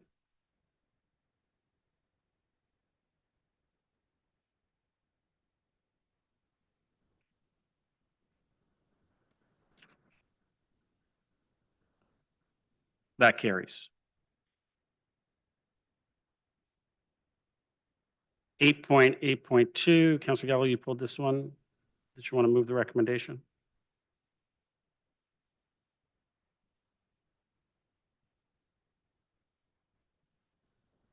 It's on the screen now if you want to see it.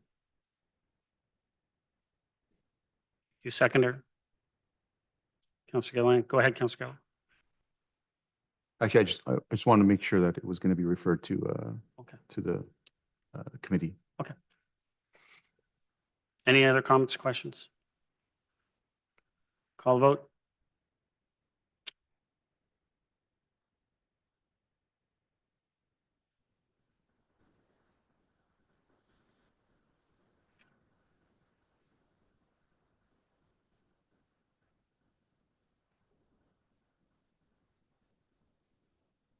That carries.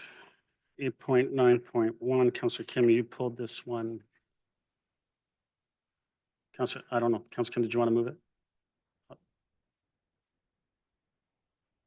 Councillor Gallo, did you want to move it? I know. I guess he wasn't sure if you were going to pull it or not, but did you want to move it? Thank you. Seconder, Councillor Gardner, thank you. Councillor Kim, go ahead. Yeah, in reading this, I mean, I think the intention is great, because anytime that we can help in terms of, you know, the theme of affordability that's been going around for the last several years now on housing and affordability everywhere, and certainly DCs have been the target of trying to make affordability happen. I know that we've, you know, sliced and diced DCs quite a bit over the last 12 months. And, you know, I wasn't at committee the whole to listen to all the comments, but through you, Mr. Mayor, if council will indulge me, I can just ask Rachel Van Kessel for her thoughts on this, because I see a lot of, at least a couple of things that come to mind is, you know, how do we administer a 25-year amortization for DCs and a couple of other things that come to mind, but I'd like to have our treasurer's thoughts on this. Mayor Van Kessel. Through you, Mr. Mayor. So the administration would require it to be amortized over 25 years, likely with passing along interest charges and any administrative fees. It would be tied into the tax account. We'd have to also monitor it for if there's any sales of the property to find out if the owners are paying it out or if it's staying on. So we'd have to monitor that as well. The way it is structured, I don't see how it's going to create any significant advantage to the homeowner, because it will essentially be acting like another mortgage or a second mortgage on top of the one they already have, except I'm not sure how our interest rate would compare to what they would get with the bank. And then we probably also have administrative fees. So I'm not sure if they'd even be further ahead by doing it this way or not. Councillor? Thank you. And, you know, whenever, a policy is implemented where there's ease of use, it's not inordinate demand of administration and staff time and resources, and it's easier, and it's a load off or a burden off of residents. I think that's a win-win, but doesn't seem to be the case here. I mean, even there's really no guarantee that any DCs that are how much of that savings will be passed on to the home buyer. There's just a lot of gaps that I'm not sure can be closed or answered, and so I'm not sure if I can fully support this. The way it's written and theoretically that it's supposed to be implemented. Councillor Weiss? Yeah, thank you. And I understand what the councillor is talking about. And I have a few questions too that need answered because I dug into this and elsewhere. I don't know the actual process can be used, although the motion is somewhat clear on those areas of investigation. So let me just unpack a couple of things here. It says that developers would remove the price of DCs on the home. However, is this the price of the town's portion of the DC, or does it include the region's piece? I think, Mayor, you said last day it was $43,000 our piece on an average unit. So maybe this through you to Councillor Gallo, is this intended to be both the town as well as the region's portion of the DC? Because it's not clear in the motion. Councillor Gallo? Thank you. A little bit awkward that I didn't go first, and I could have probably answered a lot of your questions through my comments, but Councillor Kim decided to pull my motion.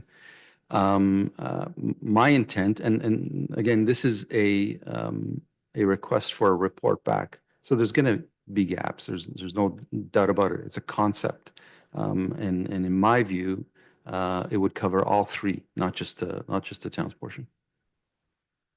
Councillor? Thanks. And I agree with you. I would have liked to hear your comments on it because it might have gotten rid of some of these questions, but I only get 2 times. So I'm going to sally forth, if I may. I'd like to see some thresholds on this regarding the number of people that could apply and the amount of money we are amortizing in order not to jeopardize our DC reserves. So I hope, I know there's calculus that can be done here, so I hope it can be done and will be put in the report. My greatest concern here is that we keep trying to make housing affordable through DCs, and I don't know if that's the best way, but this may be the only way that we have right now. We've got a DC deferral system on rentals with the region on affordable purpose-built rentals, at least. And my concern with that is that if home ownership becomes unattainable and purpose-built rentals become popular and the price declines, as would be expected, the region and the town may be in a difficult position 5-10 years down the road because we've amortized all of these DCs and they're not available for growth. So I'm concerned about the DCs. And I'm concerned anytime developers do not pay DCs up front, and haven't found any evidence anywhere where the deferral scheme will result in lowering housing costs, which is a real important thing. But this isn't about affordability, I don't think, unless Councillor Gallo can tell me differently. It's about making a housing unit more attainable by amortizing the DC costs. And as the treasurer just said, it's really like a second mortgage, and it'll be treated as such probably by the bank, but I don't know that for sure either. And that's why it's worthwhile to get a report on these issues. I'd also like to learn about those banks and what they would consider, whether this is part of their stress testing or it's not part of the stress testing to qualify for a mortgage. So I'd like to see this report if it's passed, the calculated risks and the collection assurances that are in there that to show that it will work and it'll work in our municipality without causing any kinds of undue hardship in our DC reserves. I just think it's another tool that may be used by a new first-time buyer, and I'd like to see if it can work. So I'd like to see the report. I might not like it when it comes forward. I may say, no, it's not going to do the things that need to be done here, so let's abandon it. But I'd sure like to see a professionally run report on this. That's it for now. Thank you. Just before I start my comments, this is to you, Mr. Mayor. Considering at committee of the whole, you had said that you categorically don't agree with this. You've spoken to staff and that you won't be supporting it. I think it's incumbent upon you to let us know, as well as the public, that should a majority of council agree to this and this does pass, will you be vetoing it using strong mayor powers? Councillor, that's not what we're dealing with right now. We're dealing with your motion. So I would suggest you go along with your comments. You don't want to answer that? I would like to deal with this motion. I'll take it you don't want to answer that. You can take it any way you like, Councillor. Thank Go you. ahead. I want to begin by being very clear about what this motion is and what it is not. This motion does not eliminate development charges. It does not reduce municipal revenue. And it does not commit this council to implementing a new system. What it does is ask staff to study an alternative, one that improves affordability and transparency while fully protecting the town's financial position. Today in Aurora, development charges are collected at occupancy. While developers technically pay them, everybody in this room understands the reality. Those costs are fully embedded into the purchase price of a new home. Buyers then finance those charges through their mortgage and pay interest on them for decades. To put it in real numbers, a single semi-detached home in Aurora today carries roughly $142,000 in total development charges, once you combine the town portion, the region, and education portion. A townhouse carries approximately $117,000, a large apartment unit $91,000, and even small apartments over $63,000. All of that is added directly to the purchase price before a buyer even steps into the home.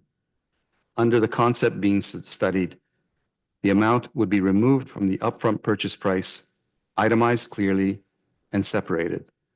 Not only the town's portion, but also York Region and education portions, and buyers would be given a choice. They could pay those charges upfront, exactly as they do today, or they could opt to repay them over time as a clearly disclosed, property-tied tax charge on their bill. The town, the region, and the school boards would still receive 100% of their development charges revenue upfront through appropriate financing mechanisms. The immediate affordability impact is significant. Removing $142,000 from a purchase price of a single-family detached home dramatically lowers the mortgage principal, improves qualification thresholds, and reduces lifetime interest costs. For many buyers, this is the difference between qualifying and not qualifying. Not a subsidy, but a structural change on how growth costs are financed. Importantly, this idea is not new and not fringe. Variations of this approach have already been discussed at senior levels of government. The exact concept has been before a Senate Committee of Canada, Peel Region, and explored establishing a municipal funding corporation to finance water and wastewater infrastructure, and with the Ministry of Municipal Housing and Affairs and Housing. In other words, governments are already examining alternative ways to finance growth-related infrastructure. This motion simply asks Aurora to be part of that conversation, not behind it. This is also not an untested idea internationally. In the United States, jurisdictions such as California and Florida have used property-based infrastructure changes for decades. In Ontario, including here in Aurora, We already collect local improvement charges and special levies through the tax system. The administrative mechanism exists. The limitations in legislative authority under the Development Charges Act, which is why this motion also calls for provincial engagement. Some have raised concerns about developer behavior. That is not a reason to abandon the discussion. It is a reason to design the model properly. Municipalities already regulate what may and may not be included in purchase price and already enforce disclosure statements. If council can prevent double charging, then double charging cannot occur. What we have today guarantees buyers pay development charges visibly without choice. Ultimately, this motion is about leadership. Housing affordability is not improving on its own. Doing nothing preserves the status quo, higher prices, and fewer residents able to buy in a community they want to live in. Studying responsible alternatives is not reckless. Ignoring them is.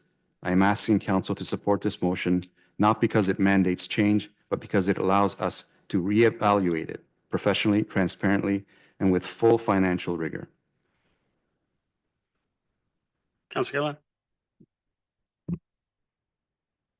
Thank you. I wasn't here for committee of the whole, so I did have some time to think about this and reach out to staff and ask a lot of questions. And, you know, I had a hard time with the other plan that we put forward when we had those incentives that were being matched by the other levels of government. And I really did push staff really hard about what those risks were. And this isn't just a report.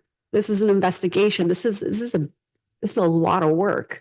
Through you, Mr. Chair, based on staff's analysis, would this proposal actually reduce the total cost of new homes for first-time buyers, or would it simply just change the timing and method of payment for the same amount? Ms. Mayor, I think that's. Through you, Mr. Mayor, I do not see it decreasing the cost for first-time home buyers. It just shifts part of the mortgage onto the town instead of being part of the what was paid through the mortgage company, depending on the rate they get through their mortgage company and the rate they would get through us, plus the administrative fees. It could, in the end, it could end up costing more. Councillor. Thank you. And that was my other question about financial institutions as well. So would the financial institutions amortize development charges appearing on the tax bill as an assessment when they're doing their mortgage eligibility? Ms. Mayor, I think Through you, Mr. Mayor. So when you're applying for a mortgage, you do have to provide all the legal documents of sale. And this would have to be something that would be included within those documents. And in all likelihood, the mortgage company would factor in that there is going to be this other amount that's due. It's similar to when you're purchasing a condo, they're going to factor in if you have to make those monthly maintenance payments as well. They factor that into how much you can afford. Councillor. Thank you. I mean, I just kind of feel like Peter's paying Paul to pay Peter in a different way. And that's kind of the way that it's laid out. I'm a little confused because the first time I've heard through Mr. Mayor to Ms. Blamer by Kessel, it's the first time I've heard the $140,000 number. And I know that I had asked for some information and you made some reference to maybe about 20,000. And I just want a little bit of clarity on, you know, what are we actually looking at when it comes to maybe what the potential saving might be? Like, I'm just not convinced as of yet. Ms. Mayor, I think Through you, Mr. Mayor. So the numbers I was quoting you was just the town's portion of the development charges. And the town's portion of the development charges range from $15,800 up to about $40,000 or $41,000, depending on the type of development, going from a small condo up to a fully detached house. Generally, the region's development charges are more than double what ours are, just a little bit more than twice as much. And the provincial ones are smaller amounts. I can tell you for sure that the provincial ones, they are not, like the province is not going to participate in something like this. With all the changes that happened through the DC Act, with discounting and everything else that happened, the provincial education ones were always exempt from that. They were always paid as they were originally paid.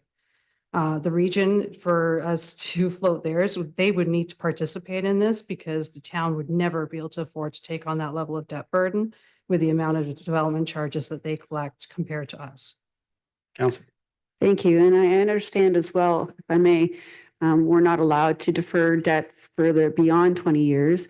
And also, if you can confirm whether the town currently has a legal authority under the Municipal Act or any Development Charge Act to recover any development charges from new homeowners through property tax system. Swear Van Kessel. Through you, Mr. Mayor. So okay. The first part again, I'm sorry, I missed that. I'm just getting over 20 years versus 25 and what you're actually allowed to actually defer. Through you, Mr. Mayor. So with this being 25 years, typically all the debt that we issue is a maximum of 20 years. And that has to be secured against properties. So for example, like the Sark Gym, like the debt we have with Sark Gym is secured against that property. As for the second part. The legislative part. Yes. So we would likely need changes to legislation to be able to change this because right now the Development Charge Act enables us to charge developers for development charges. Under the Municipal Act, we can't impose new taxes. We need provincial authority to be able to levy taxes. And we may need to look into that as to if we can actually charge this to someone else other than the one that's developing the property. So there'd be a little bit of a legal analysis and possible legislative changes that would be required. Council. Thank you. I appreciate that. And hence where I feel like this is the amount of work for staff to do this. Like, would you be needing to outsource professional help for this? Is this going to cost us money? Like I'm looking at this and this is just not simple. This is not just, putting a report together. And I also, before you answer that question about development charges, just about the municipal risk. And I know I gave you guys a hard time with that other plan that we kind of partner with the region and the other the federal and provincial government. For what I understand, as it stands, when a home or a building has occupancy, that's when we get our DC charges released. Whereas this is over time. So to me, all that revenue dollar, all it does is going to delay how we're collecting that revenue and all that growth related infrastructure. If you can touch on that as well, that would be great. Through you, Mr. Mayor. So receiving the development charges at the time of occupancy, that's actually a recent change through legislation. So we used to actually receive development charges earlier phases, including a building permit. So those changes have actually impacted our cash flow for development charges as well, which has resulted in us being at risk for not collecting enough of our Parks and Rec development charges to pay off the current debt amounts. As a whole for development charges, we should be okay. But for that one service area, we don't have funds to go ahead and in development charges to go ahead and do more projects. We would need to look at alternative sources of funding. And if you could repeat the first part again. Yeah, sorry, just the cost, would you need to outsource like the cost of the town? I mean, aside from the administrative costs, like out front, I just feel like it sounds so messy. So for you to actually go and do the work before you even came back, what are we looking at here? Through you, Mr. Mayor. So what we could do is we can bring back a report in Q2, early Q2, that is basically using staff time to do the analysis that we can, which will reflect a lot of the comments I've made here this evening, plus at the committee of the whole meeting. We wouldn't get to the point where we could start doing some of that in-depth deep dive, and especially with the development community. We don't have the time or the capacity to be able to do that. We'd likely have to engage a consultant, and that would be included in our report. We wouldn't go ahead and do that without council knowing the information we have up until that point, because we want council to make a decision at that point. But right now, we don't even have dedicated development charge staff. This is work that's sitting off the corner of a couple of people's desks to be able to do. Council. Thank you. So essentially what I'm hearing, it's actually going to cost us more money.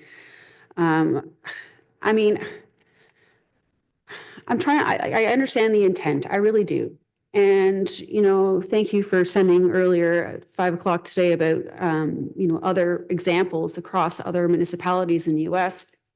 Sort of last minute, not going to lie, but it did identify some financial patterning, but it didn't really identify any affordability solution. And I am looking at this and I'm seeing that Peter's paying Paul to pay Peter back, which is differently. I don't see where that saving is. I feel like what I'm what this is going to end up resulting is just more work for staff in town and more risk and more delay and deferral on DCs and our future potential growth. As far as like comparing to other municipalities and other countries and so forth, you know, when I did a little bit of quick research while I could, from what I understand, they might improve, they don't claim to improve affordability, improves cash flow or alignment infrastructure. It says, in fact, many U.S. buyers avoid the Mellows Roos homes. This is the one in California because taxes are higher, resale is harder, and lenders scrutinize them more because it causes a lot of different confusion and it's messy and so forth. So I don't think that necessarily all these examples are something that you compare to. And I look at some of this legislation that we're talking about and having these conversations in upper tier senior levels of government. Well, yeah, I think this is the responsibility of the federal and provincial governments to take this on and not little Aurora taking this on. And what's interesting is that, you know, when I was just at the conference just last weekend, you know, I had attended a workshop on municipal financing and planning. And funnily enough, one of the topics were municipalities taking on more roles financially than it's intended, that other levels of government should be doing. And I think this is one of them. And I like the intent of it. I am certainly not trying to disagree that something like this to happen, but I don't see the affordability part of it. I don't want to spend more tax dollars on consultants on finding out what we can and can't do. Because at the end of the day, you need the province, you need the region, you need the federal government, you need all this collaboration. At the end of the day, this is just not a single tier, like a municipality solution. This is an entire big balloon of things. And if we really are serious, maybe what we should do is be delegating at AMO or FCM and doing a delegation in front of the ministers and telling them what we want to do and getting them to put their act together and maybe putting together some sort of responsible plan. So I would suggest that we would be getting around allowing, getting behind staff here, advocating to senior levels of government to look at doing something for communities like this. It shouldn't be our responsibility to be doing that deep dive and investment in that investigation. That is where I stand on this today. I'm sorry, maybe that's not the answer you want to hear.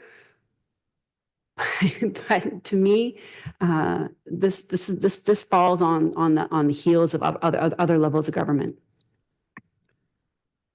Any other comments or questions?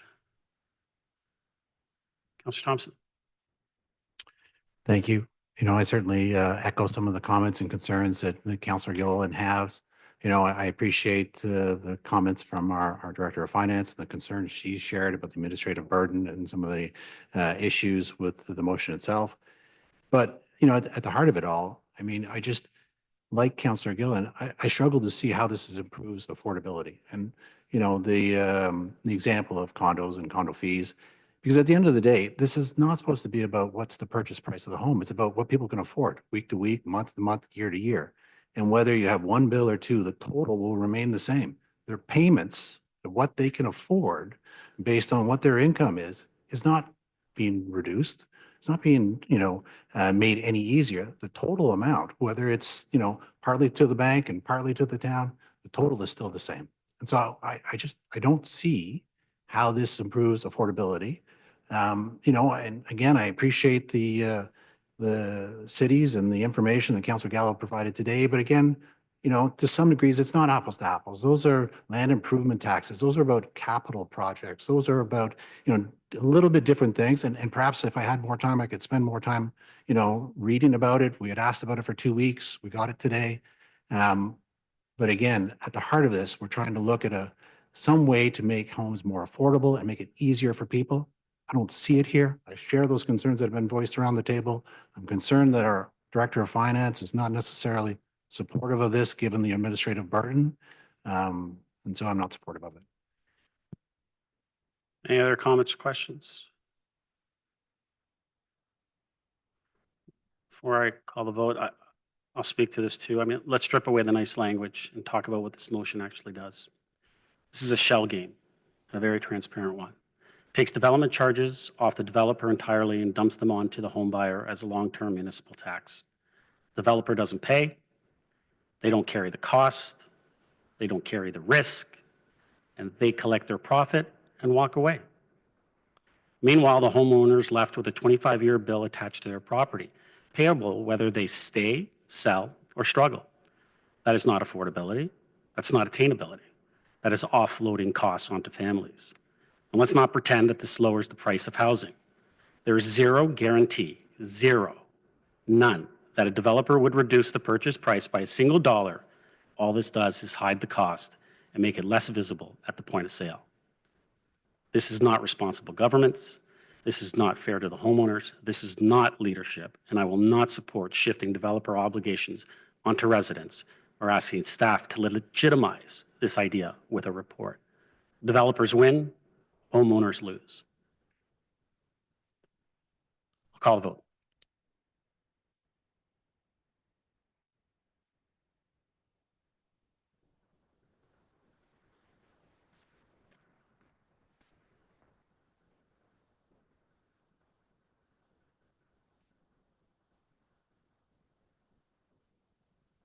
That's defeated.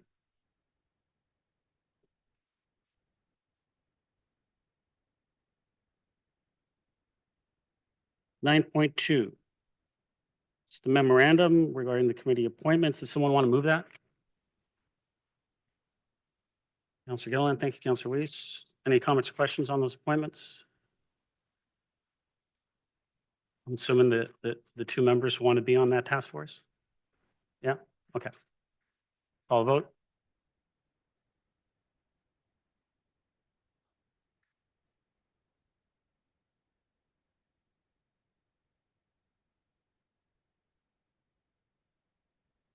That carries. New business. Councillor Weiss. Oh, one sec. Our clerk is getting the mics ready for you. Go ahead. All I'm want to bring forward is the issue of the Metro links and the grade separation. Yep.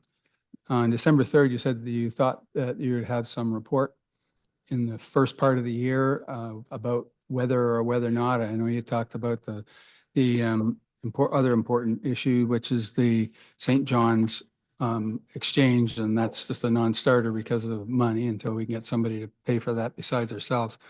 But have you heard when yet in your conversations with either Metrolinx or the Minister of Transportation? I've been in contact with the minister. I did see him just a week and a half ago again. They're still doing an analysis. As I mentioned, they do agree that the area is problematic and separation is needed. It just comes down to, essentially, we all know it's going to come down to funding. And we all know the province moves slow when they're doing their analysis. So hopefully I am going to get something real soon. As soon as I hear anything, Councillor, I'm going to let you know, because I know it's important for you in your ward, but I know it's important to everyone. I'll make sure I get that information to everyone as soon as it's made available to me. Thank you. You're welcome. Councillor Gillett, new business. Thank you, through you, Mr. Mayor. Timis Camp, if you could just enlighten the businesses on Yonge Street and downtown about the snowbanks, that would be great. And to some of the public, I know they've been parking and having a hard time getting into the shops there, and they would just like to know the alleviation that town staff can provide. Christine Camp. Through you, Mr. Mayor, certainly with any snowfall, our first priority obviously is plowing the roads and around town and ensuring that they're safe. Second priority within our business plan is to go to the downtown core and remove snow because it is confined space. So I spoke to our manager of operations just previous to this evening, and they're engaged to start that work tomorrow. They'll be moving on the westbound side to the south and then crossing over to the eastbound side. And that is all dependent on whether we get some snow overnight. If that happens, that'll delay the process another day, probably. Councillor. Perfect, thank you. And through Mr. Mayor to Mr. Ramuno, I'm sorry I'm putting you on the spot, but I'm hoping that maybe you might know. The George Street zoning property there with the school.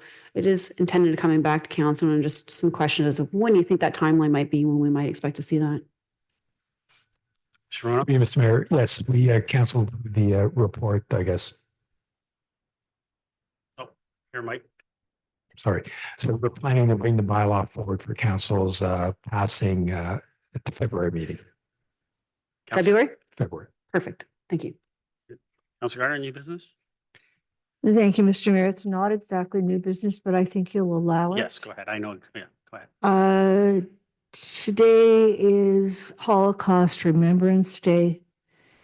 To remember that 6 million Jewish people and 6 million other people were systematically murdered.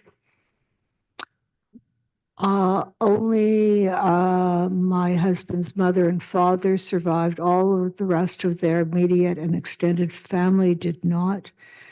And I have to say, even if you survive, their bodies were so malnourished, and the mental repercussions of guilt and sadness and anger, it was difficult. I'll just put it that way. So I would like to say that anti-Semitism or any form of race or of racism should not be tolerated or ignored. Thank you for allowing that. Second. Never again, right? Wow. Well, I just was looking for something at the regional level, and I saw that there was a motion in 2023 to purchase the former LCBO and make it into a paramedic response station, and I couldn't find any results of that motion. Do you have any idea what happened? yep, the region owns that property. They have designs to make it into an EMS station, correct? Mr. Mayor, I have to tell you, I wish you had told me that, because the residents in my ward keep asking me what's happening with the empty property. I thought I mentioned that a while ago. I don't believe so at council. Because I think that property came up as a discussion as part of some of the things that it could be used for, because it was vacant. And I mentioned that the region, and I believe maybe even Mr. Nanarazi might have mentioned, or any Mr. Ramuno, we all knew. And I think we mentioned that that site has been designated by the region as an EMS station. Thank you. I didn't know, Okay. and my residents didn't know, so I will give them that information. Perfect. Is that all? Yes, thank you. Councilor Thompson, go ahead. Thank you, Mayor. Before the Christmas holidays, we were talking about servicing. And I think there were some discussions happening at the region, which would have impacts to what servicing would be available to us. And I thought at the time that there was a memo or a report coming to council, either to you or Mr. Ramuno. Do we have a rough idea when we're going to get an update on that? Mr. Ramuno? Through you, Mr. Mayor, yes, the region had their report, I guess, in December.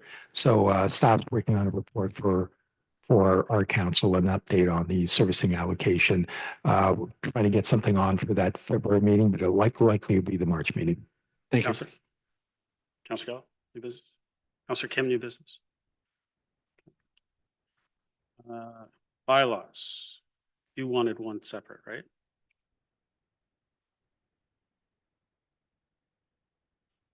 Do you want them each individual? Or you want them, those ones lumped together?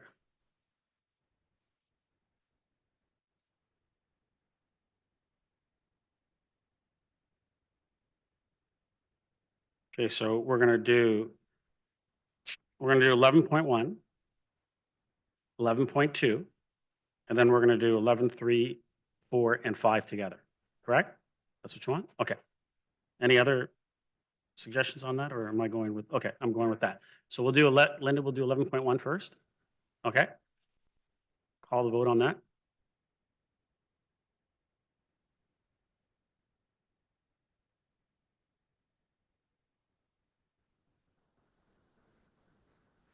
Pardon? Oh, I'm sorry. Mover and seconder on 11-1. Councillor Weiss, Councillor Gilliland. Go ahead. Thank you, Linda.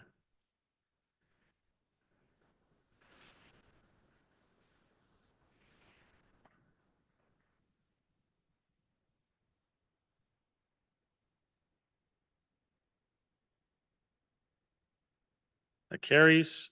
11.2. One sec. I'll get a mover and seconder on this one. Councillor Thompson, Councillor Weiss, thank you. Councillor Gardner, you want to say something on 11.2? Yes, that is the zoning bylaw amendment, 511, 521, 531, and 543 Wellington Street West. I voted against it at the table. I believe there are environmental concerns, significant environmental concerns, so I'll be voting against it. Okay. Anyone else? Call the vote.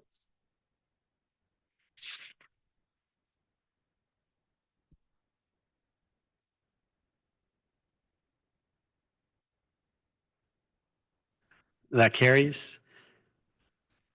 And now we'll do 3, 4, and 5. They're a mover. Councillor Gilliland? Want to move this? Thank you. Seconder? Councillor Kim, thank you. Any comments, question? We had a long debate about this, so if you're not going to bring up something new. Thank you. Sure, go ahead. Go ahead. 11.3, 4, and 5 have to do with moving, setting in stone the community permit planning system. They all deal with it in different ways, and I am voting against that because because Because of all the things you said about an hour ago? yes, and my Okay. motion Thank you. to delay it was not passed. Okay. Is that all? Anyone else? Call the vote.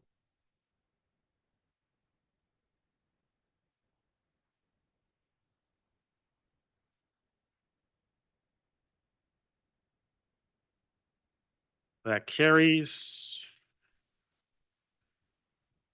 Confirm in bylaw. Someone want to move that?